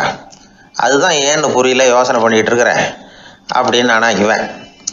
அதனால் நாம் உழைச்சி சம்பாதிக்கிற பணம் தான் உயர்வு, சும்மா வர்ற பணம்லாம் மகிழ்ச்சியை தராது அப்படிங்கிறத புரிஞ்சுக்கணும். அப்பேற்பட்ட ஞானி ரஷ்ய மேதை அவர் பாருங்க, அந்த பணத்தை வாங்கின பணத்தை திருப்பி கொடுக்க மாட்டேன்னு விட்டார். ஏன்னா அது உழைத்து பெற்ற தொகை, அதை நான் கொடுக்க மாட்டேன்னார். அதனால் நமக்கு செல்வம் சேர்க்கறது பெருசு இல்லை, அந்த சேருகிற செல்வம் நமக்கு மகிழ்ச்சியை கொடுக்கணும். அதுக்கு என்ன வழின்னா, நாம் உழைத்து சம்பாதிக்கணும் அப்படிங்கிறத அதிலிருந்து புரிஞ்சிக்க வேண்டியது ரொம்ப அவசியம். அதனால உழைப்போம், உயர்வோம். இதுதான் வெற்றியின் ரகசியம்.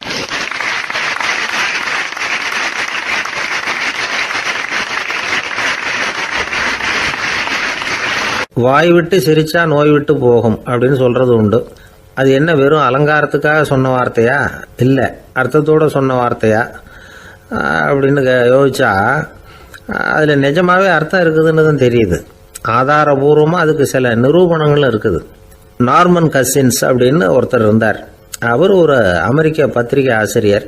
அவருக்கு ஏதோ ஒரு விதமான அழற்சி நோய், இன்ஃப்ளமேஷன் டிசீஸ். அது டாக்டர்கள்லாம் அதுக்கு என்ன விதமான வைத்தியமும் கிடையாது அப்படின்னு சொல்லி பல இதெல்லாம் பார்த்துட்டு கடைசியாக சொல்லிவிட்டாங்க அதுக்கு வைத்தியமே இல்லைன்ட்டாங்க. டாக்டர்கள் தான் சொல்லிவிட்டாங்களே, அதனால் இது இப்படியே இருந்துட்டு போகட்டும் அப்படின்னு விட்டுற வேண்டியது தானே. ஆனால் அவர் அப்படி நினைக்கல. உடனே அவர் என்ன பண்ணார்னா, ஆஸ்பத்திரி ரூமை காலி பண்ணார். ஹோட்டலில் போய் ஒரு ரூம் எடுத்துக்கிட்டார். அங்கே போனார். தினமும் அவருக்கு பிடிச்ச தமாஷான படங்களை எல்லாம் டிவியில் போட்டு பார்த்துக்கிட்டு இருந்தார். சிரிப்பு வரக்கூடிய புத்தகங்களை எல்லாம் படித்தார். கொஞ்ச நாள் ஆச்சு, அவருக்கு இருந்த தொந்தரவு குணமாக ஆரம்பிச்சிட்டுது.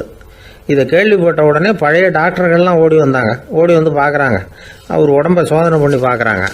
பார்த்தா அவர் உடம்பு குணமாகறதுக்கு உதவியாக இருந்தது சிரிப்பு தான் அப்படிங்கிறத விஞ்ஞானபூர்வமாக அவங்க ஒத்துக்கிட்டாங்களாம். இருந்தாலும் சிரிப்பு வந்து எந்த முறையில் எந்த விதத்தில் உதவி பண்ணுது அப்படிங்கிறத இன்னமும் சரியாக புரிஞ்சிக்க முடியல.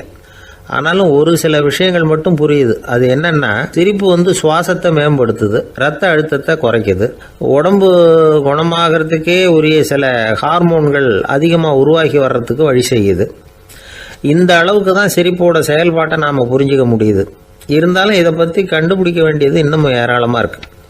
அதையெல்லாம் விவரமாக கண்டுபிடிக்கிற வரைக்கும் நாம் காத்துக்கிட்டு இருக்க வேண்டியதில்லை. இப்போவே தாராளமாக சிரிக்கலாம். அதில் என்னத்துக்கு சிக்கணும், காசா பணமா?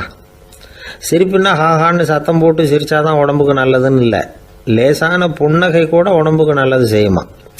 லேசாக புன்னகை பூத்தா அந்த சமயத்தில் நாம் எப்படி ஆகுது, நம்ம உடம்பு பூரா அமைதி அடையுதான். இதையும் ஆதாரபூர்வமாக கண்டுபிடிச்சி தான் சொல்கிறாங்க. எப்போவாவது மனசு சங்கடமாக இருக்கிறப்போ கொஞ்சம் முயற்சி பண்ணி முகத்தில் புன்னகையை கொண்டுகிட்டு வந்து பாருங்கள். அதோட சுகம் வந்து உங்களுக்கு அனுபவித்து பார்த்தா தான் தெரியும். கண்ணும் உதடும் மலரும் பொழுது இருக்கிற ஆனந்தமே ஆனந்தம் அப்படிங்கிறாங்க அனுபவித்து பார்த்தவங்க. வாழ்க்கையில் நாம் தமாஷா இருக்கணும்னா அதுக்கு சில வழிகளையும் அவங்க சொல்லி வச்சுருக்கிறாங்க. முதல்ல நீங்கள் உற்சாகமாக இருக்கிறவங்க கூடவே அதிகமாக பழகணும், அவங்க கூடவே அதிக நேரம் இருக்கிறது மாதிரி பார்த்துக்கணும். அழுது வடிகிறவங்ககிட்டயே இருக்கக்கூடாது, அவங்கள அவாய்டு பண்ணுங்க, அவங்கள விட்டு விலகி வந்துடுங்க. உங்கள் முன்னாடி இருக்கிறவர் எப்பவும் மூஞ்சியை தொங்க போட்டுக்கிட்டே இருக்கிறவராக இருந்தால் கொஞ்ச நாளில் உங்கள் முகமும் அப்படியே ஆகிடுமா. ஜாக்கிரதையாக இருக்கணுமா. ரெண்டாவது, எடுத்ததுக்கெல்லாம் சீரியஸ் ஆகிடக்கூடாது, எதையும் நிதானமாக வந்து யோசிக்கணும்.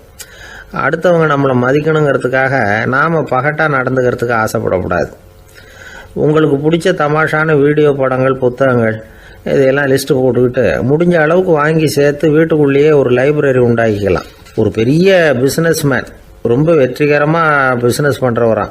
அவர் எப்படின்னா அடிக்கடி ரயிலில் பிரயாணம் பண்ணுறப்போ நியூஸ் பேப்பரை வச்சுக்கிட்டு ரொம்ப சுவாரஸ்யமாக படிச்சுக்கிட்டே போகிறான். நியூஸ் பேப்பரில் அப்படின்னு சுவாரஸ்யமான விஷயம் அப்படின்னு எட்டி பார்த்தா அதுக்குள்ளே ஒரு காமிக் புஸ்தகத்தை வச்சுக்கிட்டு படிச்சுக்கிட்டு இருப்பாராம். என்னங்க அப்படின்னு கேட்டால், என் மனசு லேசாக இருக்கிறதுக்கு இது ரொம்ப உதவியாக இருக்குது அப்படின்னு பாரான். அது ஒரு பக்கம் இருக்கட்டும். சிரிப்புன்னா எல்லா விதமான தமாஷும் உடம்புக்கு நல்லதுன்னு நினச்சிடக்கூடாதான். ஜேம்ஸ் கரோல் அப்படிங்கிற அமெரிக்க உளவியல் நிபுணர் என்ன சொல்கிறார் தெரியுமா? அடுத்தவங்களை குறை சொல்கிறது, கேலி பண்ணுறது, நையாண்டி பண்ணுறது, இது மாதிரியான நகைச்சுவையெல்லாம் நல்லது செய்கிறது இல்லைங்கிறார் அவர். அடுத்தவங்களை தொந்தரவு பண்ணாத ஜோக்குகள் தான் எப்பவும் நல்லது. யாராவது ஜோக்கு சொன்னால் தாராளமாக சிரிக்கணும். ஒருத்தர் வந்தார், இன்னொருத்தரை கூட அழைச்சிக்கிட்டு வந்து என்கிட்ட காட்டினார். அவர் தன்னுடைய முகத்தை ரொம்ப சீரியஸாக வச்சுக்கிட்டு இருந்தார். என்னங்க விஷயம் அப்படின்னு விசாரித்தோம். வந்தவர் எங்களை பார்த்து சொன்னார், சார் இவர் கூட ஒரு பெரிய ப்ராப்ளம்னார். என்னன்னு, ஏதாவது ஒரு ஜோக்கு சொன்னால் உடனே சத்தம் போட்டு சிரிக்க ஆரம்பிச்சுடுறார் சார் அப்படின்னார். ஜோக்கை கேட்டுவிட்டு சிரிக்க ஆரம்பித்தா அது ப்ராப்ளம் இல்லையே அப்படின்னு சொன்னோம். சிரிக்க ஆரம்பிக்கிறது ப்ராப்ளம் இல்லை சார், ஆனால் அப்படி ஆரம்பிக்கிற சிரிப்பு அதுக்கப்புறம் நிறுத்தவே மாட்டேங்கிறார். நாள் கணக்கில் அது பாட்டுக்கு போயிட்டுருக்கு, அதுதான் ப்ராப்ளம் அப்படின்னார் அவர்.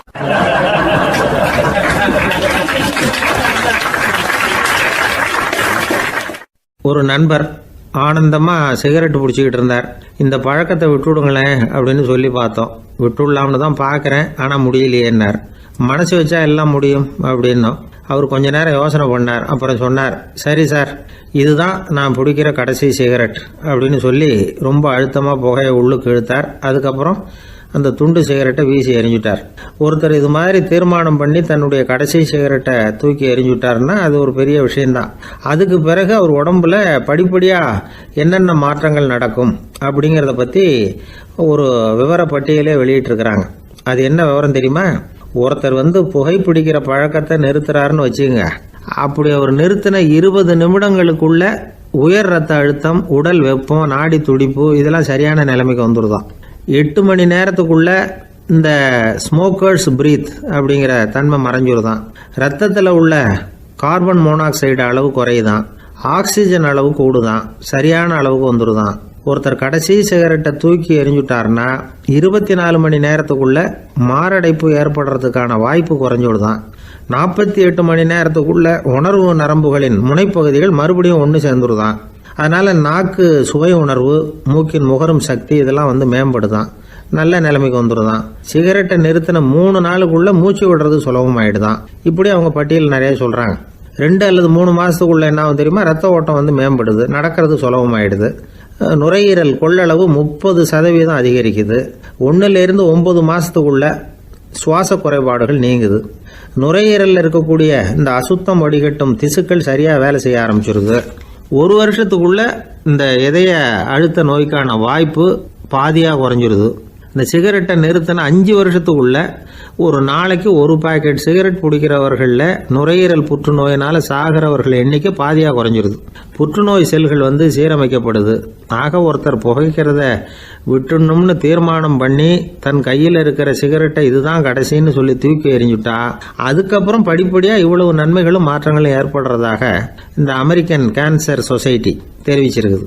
அதனால புகைப்பழக்கம் உள்ளவங்க இதெல்லாம் கொஞ்சம் யோசிச்சு பார்த்து அந்த பழக்கத்தை விட்டு விடுறது ரொம்ப நல்லது.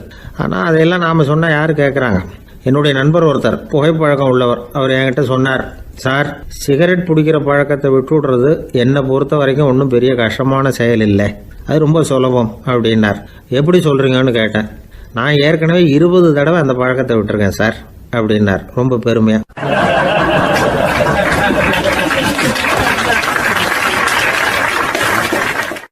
இதில் ஒரு பெரிய நீதிபதி இருந்தார். சென்னையில் உண்மையாக நடந்தது.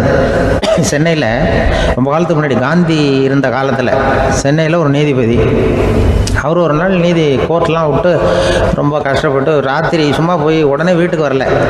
கோர்ட்டினுடைய நடவடிக்கை முடிஞ்சு வீட்டுக்கு வராமல் போய் எங்கெங்கேயோ போய் சுற்றிவிட்டு அந்த நண்பர்களோடு அப்படி உல்லாசமாக அப்படி கொண்டாடி விட்டு ராத்திரிக்கு வந்திருக்கிறாரு வீட்டுக்கு 1 மணிக்கு. அப்போ அந்த வயசான அம்மா வாசல்லையே காத்துக்கிட்டு இருக்கு. உள்ளே போச்சு நீதிபதி, இன்னும் சேரலேன்னு வாசல்லே நின்றுட்டு இருந்ததான். அப்போ அது வந்த உடனே பலார்னு அரைஞ்சு விட்டாங்களாம் அந்த அம்மா. ஏன்டா அவ்வளோ தூரம் எங்கே போனேன்? என்னதான் நீதிபதியாக இருந்தாலும் அவங்களுக்கு உள்ள தானே, பலார்னு அரைஞ்சு விட்டாங்க. உடனே அவர் கலங்கி போய் அழுதாராம். மறுநாள் கேட்டிருக்காங்க அந்த பக்கத்தில் இருந்தவங்க, ஏன் நீ பெரிய நீதிபதி, பெரிய பதவியில் இருக்க, அதனால் உன்னை உங்கள் அம்மா அடிச்சிட்டாங்கன்னு அழுதியா அப்படின்னு கேட்டாங்களாம். அப்போ அவர் சொன்னாராம் நீதிபதி, இல்லை, நான் இது மாதிரி எங்கள் அம்மா கிட்ட அடிக்கடி அடி வாங்குவேன். எப்போதும் அவங்க அடிக்கிற அடி பலமாக விழும். இப்போ அவங்க அடித்தது எனக்கு வலிக்கவே இல்லை. அந்த அளவுக்கு அவங்களுக்கு வயசாகிட்டுதே, பலம் குறைஞ்சிட்டுதேன்னு நினச்சி அழுதேன் அப்படின்னுக்காரான். அதுதான் புள்ள அம்மா பேரில் உள்ள பாசங்கிறது. இதே போல் நான் சொன்னது மாதிரி முன்னாடி இவர் ஒரு இறைநேச செல்வர் ஒருத்தர் இருந்தார். ஒரு அம்மா எனக்கு அப்பா தண்ணி கொடுப்பா அப்படின்ட்டு படுக்கையில் இருந்த அம்மா. இவர் ஏதோ படிச்சுக்கிட்டு இருந்தவர், ஒரு சின்ன இளைஞர். உடனே ஓடி போய் ஒரு குவளையில் தண்ணி எடுத்துகிட்டு போய் அம்மாவுக்கு முன்னாடி நிற்கிறார். முன்ன அந்த அம்மா அதுக்குள்ளே தூங்கி போச்சு. இவர் அந்த தண்ணியை வச்சுக்கிட்டு அவர் பாட்டு நிற்கிறார். விடிஞ்சு போச்சு. விடிகிற சமயத்தில் அந்த அம்மா முடிச்சு பார்க்குது, பையன் தண்ணியோட கையில் வச்சுட்டு நிற்கிறார். ஏம்மா, என்னப்பா நீ ராத்திரி பூரா தண்ணியோடு நின்றுட்டு இருக்கிறியா எனக்கா அப்படின்னு. அப்பா அவர் சொன்னாராம், ஆமாம்மா, ராத்திரி தண்ணி தாகமாக இருக்குன்னு கேட்டீங்க, உடனே தண்ணி கொண்டு வந்துட்டேன். ஓடி வந்து பார்க்கும்பொழுது நீங்கள் தூங்கிக்கிட்டு இருந்தீங்க. தூங்கிட்டு இருக்கும்பொழுது உங்களை எழுப்ப வேண்டாம், தூக்கத்தை கெடுக்க வேண்டாம்னு நான் நினச்சேன், அதனால் எழுப்பலை. தூக்கம் முழிக்கிற சமயத்தில் உடனே தாகமாக இருக்கும், தண்ணி குடிக்கணும்னு ஆசைப்படுவீங்க, அதனால் தண்ணியை பக்கத்துலேயே வச்சுட்டு நிற்கிறேன் அப்படின்னு அந்த இளைஞர் சொன்னாராம். அப்படியே கட்டி பிடிச்சிட்டு நீ பிற்காலத்தில் பெரிய அறிஞராக வருவேன்னு சொல்லி அந்த அம்மா வரணும்னு சொல்லி இறைவனை வேண்டாங்களாம். அவர் தான் இஸ்லாமிய மார்க்கத்தில், தீன் மார்க்கத்தில் பெரிய ஆளானது. அதாவது ஷர்புதீன் யாஹ்யான்னு ஒருத்தர், அவர் பெரிய இஸ்லாமிய பேரறிஞராக வந்தார். இப்படி அம்மா பேரில் பாசமாக உள்ளவங்கள்லாம் இருந்தாங்க நிறையா. அப்படி அந்த குடும்பத்தில் வந்து அந்த பாசம் நேசம் எவ்வளவு இருக்கோ அவ்வளவுக்கு அவர்கள் உயர்வார்கள்ங்கிறது தான் நம்முடைய பெரிய இதெல்லாம் பெரியவங்கள்லாம் சொல்லியிருக்கிறது அதுதான். அதனால தான் அந்த கணவனுடைய பங்கு என்ன, மனைவியினுடைய பங்கு என்ன, பிள்ளைகளுடைய பங்கு என்னங்கிறத பற்றி ரொம்ப விவரமாக சொல்கிறதுக்காக தான் அதை பற்றி நாம் சிந்திக்க வேண்டிய நேரம் இதுங்கிறதுனால தான். கணவனுக்கு வந்து இது வந்துடக்கூடாது, அதாவது கோபம் வரக்கூடாது, நிதானம் வேணும் அப்படின்னுலாம் சொல்லுவாங்க. நிதானம், கணவன் வந்து கோபப்படக்கூடாதுமா. அதுக்கு நாங்கள் மனுஷனுக்கு சினம் தவிர்த்தல்னு பயிற்சியெல்லாம் கொடுக்குறாங்க. இப்போது மனுஷன் கோபப்படாமல் இருக்கணும், போகணும் வரணும்னு அதுக்கு சொல்லுவோம் நாங்கள். சும்மா கதை ரூபமாக சொல்கிறது. அங்கே வேதாத்திரி மகரிஷின்னு இருக்கார், அவர் இதில் வந்து சினம் தவிர்த்தல்னு பயிற்சியை கொடுப்பாங்க. குடும்ப தலைவர்கள் பெரியவங்கள்லாம் வந்து அந்த பயிற்சியை எடுத்துக்கணும். என்ன கூப்பிட்டாங்க ஒரு தரம், சினம் தவிர்த்தல்னு ஒரு பயிற்சி கொடுக்குறோம், அதில் நீ வந்து பேசுன்னாங்க. நான் சொன்னேன், நான் பயிற்சிக்கு வேணா வரேன், என்னை பேச வேண்டாம் சார், நான் வந்து பயிற்சி கற்றுக்கிறேன்னு. இல்லை நீ அதெல்லாம் பயிற்சி நாங்கள் கொடுக்குறோம், நீ உனக்கு என்ன தெரியுமோ சொல்லு, மனுஷன் கோவப்படாமல் இருக்கணும், அதுக்கு ஏதாவது வழி சொல்லிட்டு போ அப்படின்னு கூப்பிட்டாங்க. சரின்ட்டு போனேன். போய் அங்கே போய் நான் சொன்னேன், இது மாதிரி எனக்கு தெரிஞ்சது ஒரு கதை மாதிரி சொன்னேன். மீனம்பாக்கம் ஏர்போர்ட், அங்கே ஜப்பானுக்கு போக வேண்டிய ஒரு பிரயாணி லக்கேஜோடு நிற்கிறார் நிறையா. இதை வாங்கி பிளேனில் ஏற்றக்கூடிய ஒரு தொழிலாளி அவர்கிட்ட ஒரு சண்டை போடுறார், அடிக்க போகிறார், திட்டுறாரு, கண்டாமலான்னு திட்டுறாரு. அவர் இதை ஒருத்தர் பார்த்துக்கிட்டே இருக்கார்.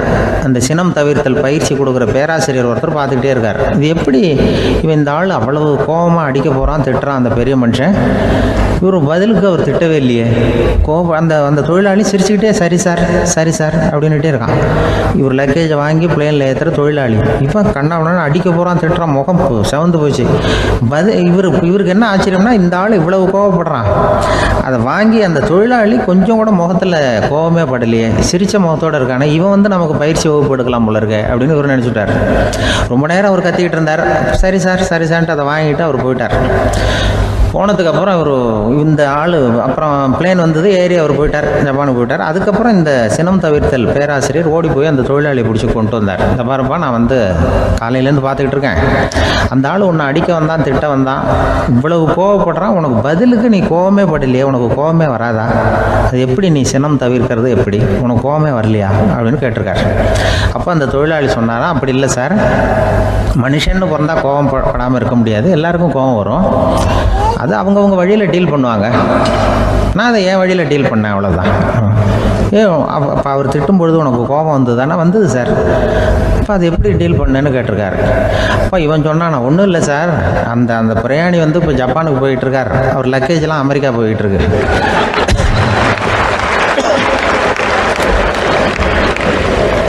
இதுக்கு நாம் எதுக்கு சார் அனாவசியமாக அவன்கிட்ட போய் சண்டை போட்டுக்கிட்டேன், மாற்றி ஏற்றி விட்டா அவன் போய் பார்த்துக்கிறான் எங்கேயாவது. அதுதான் நான் சினம் தவிர்க்கிற வழி அப்படின்னு சொன்னாரான். உடனே இதை தான் எனக்கு தெரிஞ்சது கோபம் வராமல் இருக்கிறதுன்னு அங்கே பேசினேன் அந்த கூட்டத்தில். அதுக்கப்புறம் இன்ன வரைக்கும் அவங்க கூப்பிடுறதே இல்லை என்ன. ஏன்னா நாங்கள் வந்து முறையாக ஒருத்தன் கோவப்படாமல் இருக்கிறதுக்கு என்ன வழின்னு சொல்லி கொடுத்துக்கிட்டு இருக்கிறோம், நீ இப்படி பண்ணுறியப்பா அப்படின்னு சொல்லி. ஒரு பெரிய கிராமம், அந்த கிராமத்தில் ஒரு பண்ணையார் வீடு, அதுதான் அந்த கிராமத்திலேயே பெரிய வீடு. ஒரு நாள் ஒரு திருடன் அந்த கிராமத்துக்கு வந்தான், சுற்றி பார்த்தான், அந்த பண்ணையார் வீடு கண்ணில் பட்டுது. இன்னைக்கு ராத்திரி இந்த வீட்டில் தான் நம்ம தொழில் ஆரம்பிக்கணும் அப்படின்னு சொல்லி அவன் முடிவு பண்ணிக்கிட்டான். ஏன்னா அதுதான் அந்த கிராமத்திலே கொஞ்சம் பெரிய வீடு, அங்கே தான் அவன் எதிர்பார்க்குறது ஏதாவது கிடைக்கும் அப்படிங்கிறது அவனுடைய முடிவு. நடு ராத்திரி அவன் மெதுவாக சுவர் ஏறி குதித்து அந்த பெரிய வீட்டுக்குள்ளே புகுந்தான். அங்கே போய் பார்த்தா முக்கியமான இடங்கள்ல எல்லாம் காவலுக்கு ஆள் நின்றுக்கிட்டு இருக்கிறாங்க ராத்திரி நேரத்தில். சரி, இந்த வீட்டில் நம்மால் திருட முடியாது அப்படின்னு முடிவு பண்ணிட்டு மெதுவாக வந்த வழியிலேயே திரும்பி வந்தான். அந்த சமயத்தில் காலில் ஏதோ தட்டுப்பட்டுது. என்னது அப்படின்னு சொல்லி குனிஞ்சு பார்த்தா அங்கே ஒரு பெரிய வெங்காய மூட்டை. அடுக்கி வச்சிருக்கிறாங்க. சரி, வந்ததுக்கு வெறுங்கையோடு திரும்ப வேண்டாமே அப்படின்னு சொல்லி கையில் இருந்த ஒரு பெரிய பை நிறைய அதை அள்ளி போட்டுக்கிட்டான். வெங்காயத்தை போட்டுக்கிட்டு புறப்படுற சமயத்தில் கப்புன்னு கழுத்தில் ஒரு கை வந்து விழுந்தது. ஆள் மாட்டிக்கிட்டான். அதாவது காவலாளிகள் அவனை பிடிச்சி வச்சுக்கிட்டாங்க. மறுநாள் காலையில் அந்த திருடனை பண்ணையார் முன்னாடி கொண்டுட்டு போய் நிறுத்தினாங்க.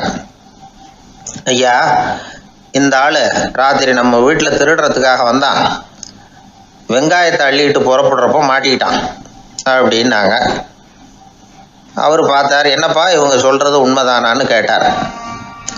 ஆமான்னு ஒத்துக்கிட்டான் அந்த ஆள். பண்ணையார் அதுக்கப்புறம் கொஞ்சம் யோசனை பண்ணார். அப்புறமா தீர்ப்பு வழங்கினார். இதை பார்ப்பா, நீ இங்கே திருட வந்தது குற்றம். அதுக்காக நீ 100 ரூபாய் அபராதம் செலுத்தணும், அல்லது 100 கசையடிகள் வாங்கணும். அதுவும் இல்லைன்னா நீயே திருடுன அவ்வளவு வெங்காயத்தையும் பச்சையா என் கண் முன்னாடியே சாப்பிட்டுடணும். இதில் எந்த தண்டனையை ஏற்றுக்கிறது அப்படிங்கிறத பற்றி நீயே யோசனை பண்ணி முடிவு எடுத்துக்கலாம் அப்படின்னு சொல்லிவிட்டார். அதாவது இவனே முடிவு பண்ணிக்க வேண்டியது, 100 ரூபா பணம் கட்டுறியா, இல்லது சாட்டை அடி வாங்குறியா, அல்லது வெங்காயத்தை சாப்பிட்றியா, இதுதான் அவர் கொடுத்தது, நீயே முடிவு பண்ணி சொல்லுன்னு விட்டார். திருடன் கொஞ்சம் நேரம் யோசனை பண்ணி பார்த்தான். அவனுக்கு இருக்கிறதுலே ரொம்ப சுலபமாக தெரிஞ்சது இந்த வெங்காயத்தையே சாப்பிட்டுட்றேன்ட்டான். ஐயா, நான் இந்த வெங்காயத்தையே சாப்பிட்டுட்றேன், அதுதான் எனக்கு கொஞ்சம் சுலபமாக தெரியுதுன்னா சரின்னு விட்டார் பண்ணையார். அப்படியே எல்லாத்தையும் கொண்டு வந்து கொட்டினாங்க. ஒவ்வொன்றா எடுத்து சாப்பிட ஆரம்பித்தான். கொஞ்ச நேரம் சுவாரஸ்யமாக சாப்பிட்டான். அதுக்கப்புறம் வாய் எரிய ஆரம்பிச்சுட்டுது. கண்ணு ரெண்டும் செவந்து போச்சு.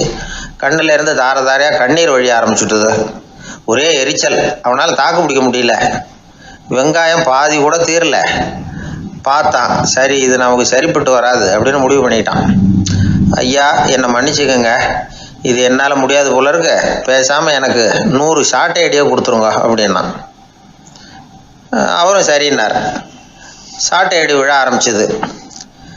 அதுவும் ஆரம்பத்தில் ஒரு மாதிரியாக இருந்தது. ஒரு 60 அடிகள் விழுற வரைக்கும் தாங்கினான். அதுக்கு மேலே அவனால் முடியல, தாக்கு பிடிக்க முடியல. ஐயா, என்னை மன்னிச்சுக்கோங்க அப்படின்னு மறுபடியும் பண்ணையார் காலில் விழுந்தான். ஐயா, இதுவும் எனக்கு சரிப்பட்டு வராது போல இருக்கு, பேசாமல் 100 ரூபா அபராதமே கட்டிவிடுறேன் அப்படின்னா. அதே மாதிரி பணத்தை எடுத்து கொடுத்துட்டு அவன் பாட்டுக்கு போனான். இப்படி ஒரு கதை உண்டு.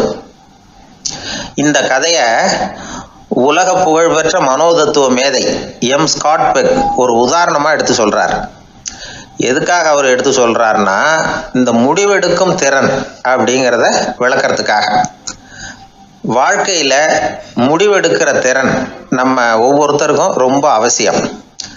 எந்த சந்தர்ப்பத்தில் எப்படி முடிவெடுக்கிறோம் அப்படிங்கிறத வச்சு தான் நம்ம வாழ்க்கை அமையும். எவ்வளவு தான் பணம் இருந்தாலும் சரி, எவ்வளவு தான் படிச்சிருந்தாலும் சரி, இந்த முடிவெடுக்கிற திறன் சரியா இல்லைன்னா வாழ்க்கையில் பல சறுக்கல்களை சந்திக்க வேண்டியிருக்கும். நாம் முடிவுகள் எடுத்தால் அந்த முடிவுகளால் ஏற்படக்கூடிய விளைவுகளுக்கு நாம் பொறுப்பு ஏற்க வேண்டியிருக்குமே அப்படிங்கிற பயத்தினால முடிவெடுக்கிற அதிகாரத்தை பல சமயங்களில் நாம் மற்றவங்களுக்கு தாரவாத்து கொடுத்துட்றோம். நாமே முடிவெடுக்கக்கூடிய திறமையை வளர்த்துக்கிறது தான் ரொம்ப முக்கியம். ஒருத்தர் சொன்னார், சார், சின்ன சின்ன பிரச்சனைகள்ல எல்லாம் எங்கள் வீட்டில் என் மனைவி முடிவு எடுக்க விட்டுருவேன், பெரிய பிரச்சனைகள்ல எல்லாம் நான் தான் முடிவெடுப்பேன் அப்படின்னார். பரவாயில்லையே அப்படின்னு சொல்லி சின்ன சின்ன பிரச்சனைகள்னா எதுங்க அப்படின்னு கேட்டேன். ஒன்றும் இல்லை, இந்த வீட்டு வருமானத்தை பெருக்கிறது எப்படி, வீட்டு செலவை சரி கட்டுறது எப்படி, வீட்டு செலவுக்கு வாங்கியிருக்கிற கடனை அடைக்கிறது எப்படி, இதெல்லாம் சின்ன சின்ன பிரச்சனைகள். என் மனைவி கிட்ட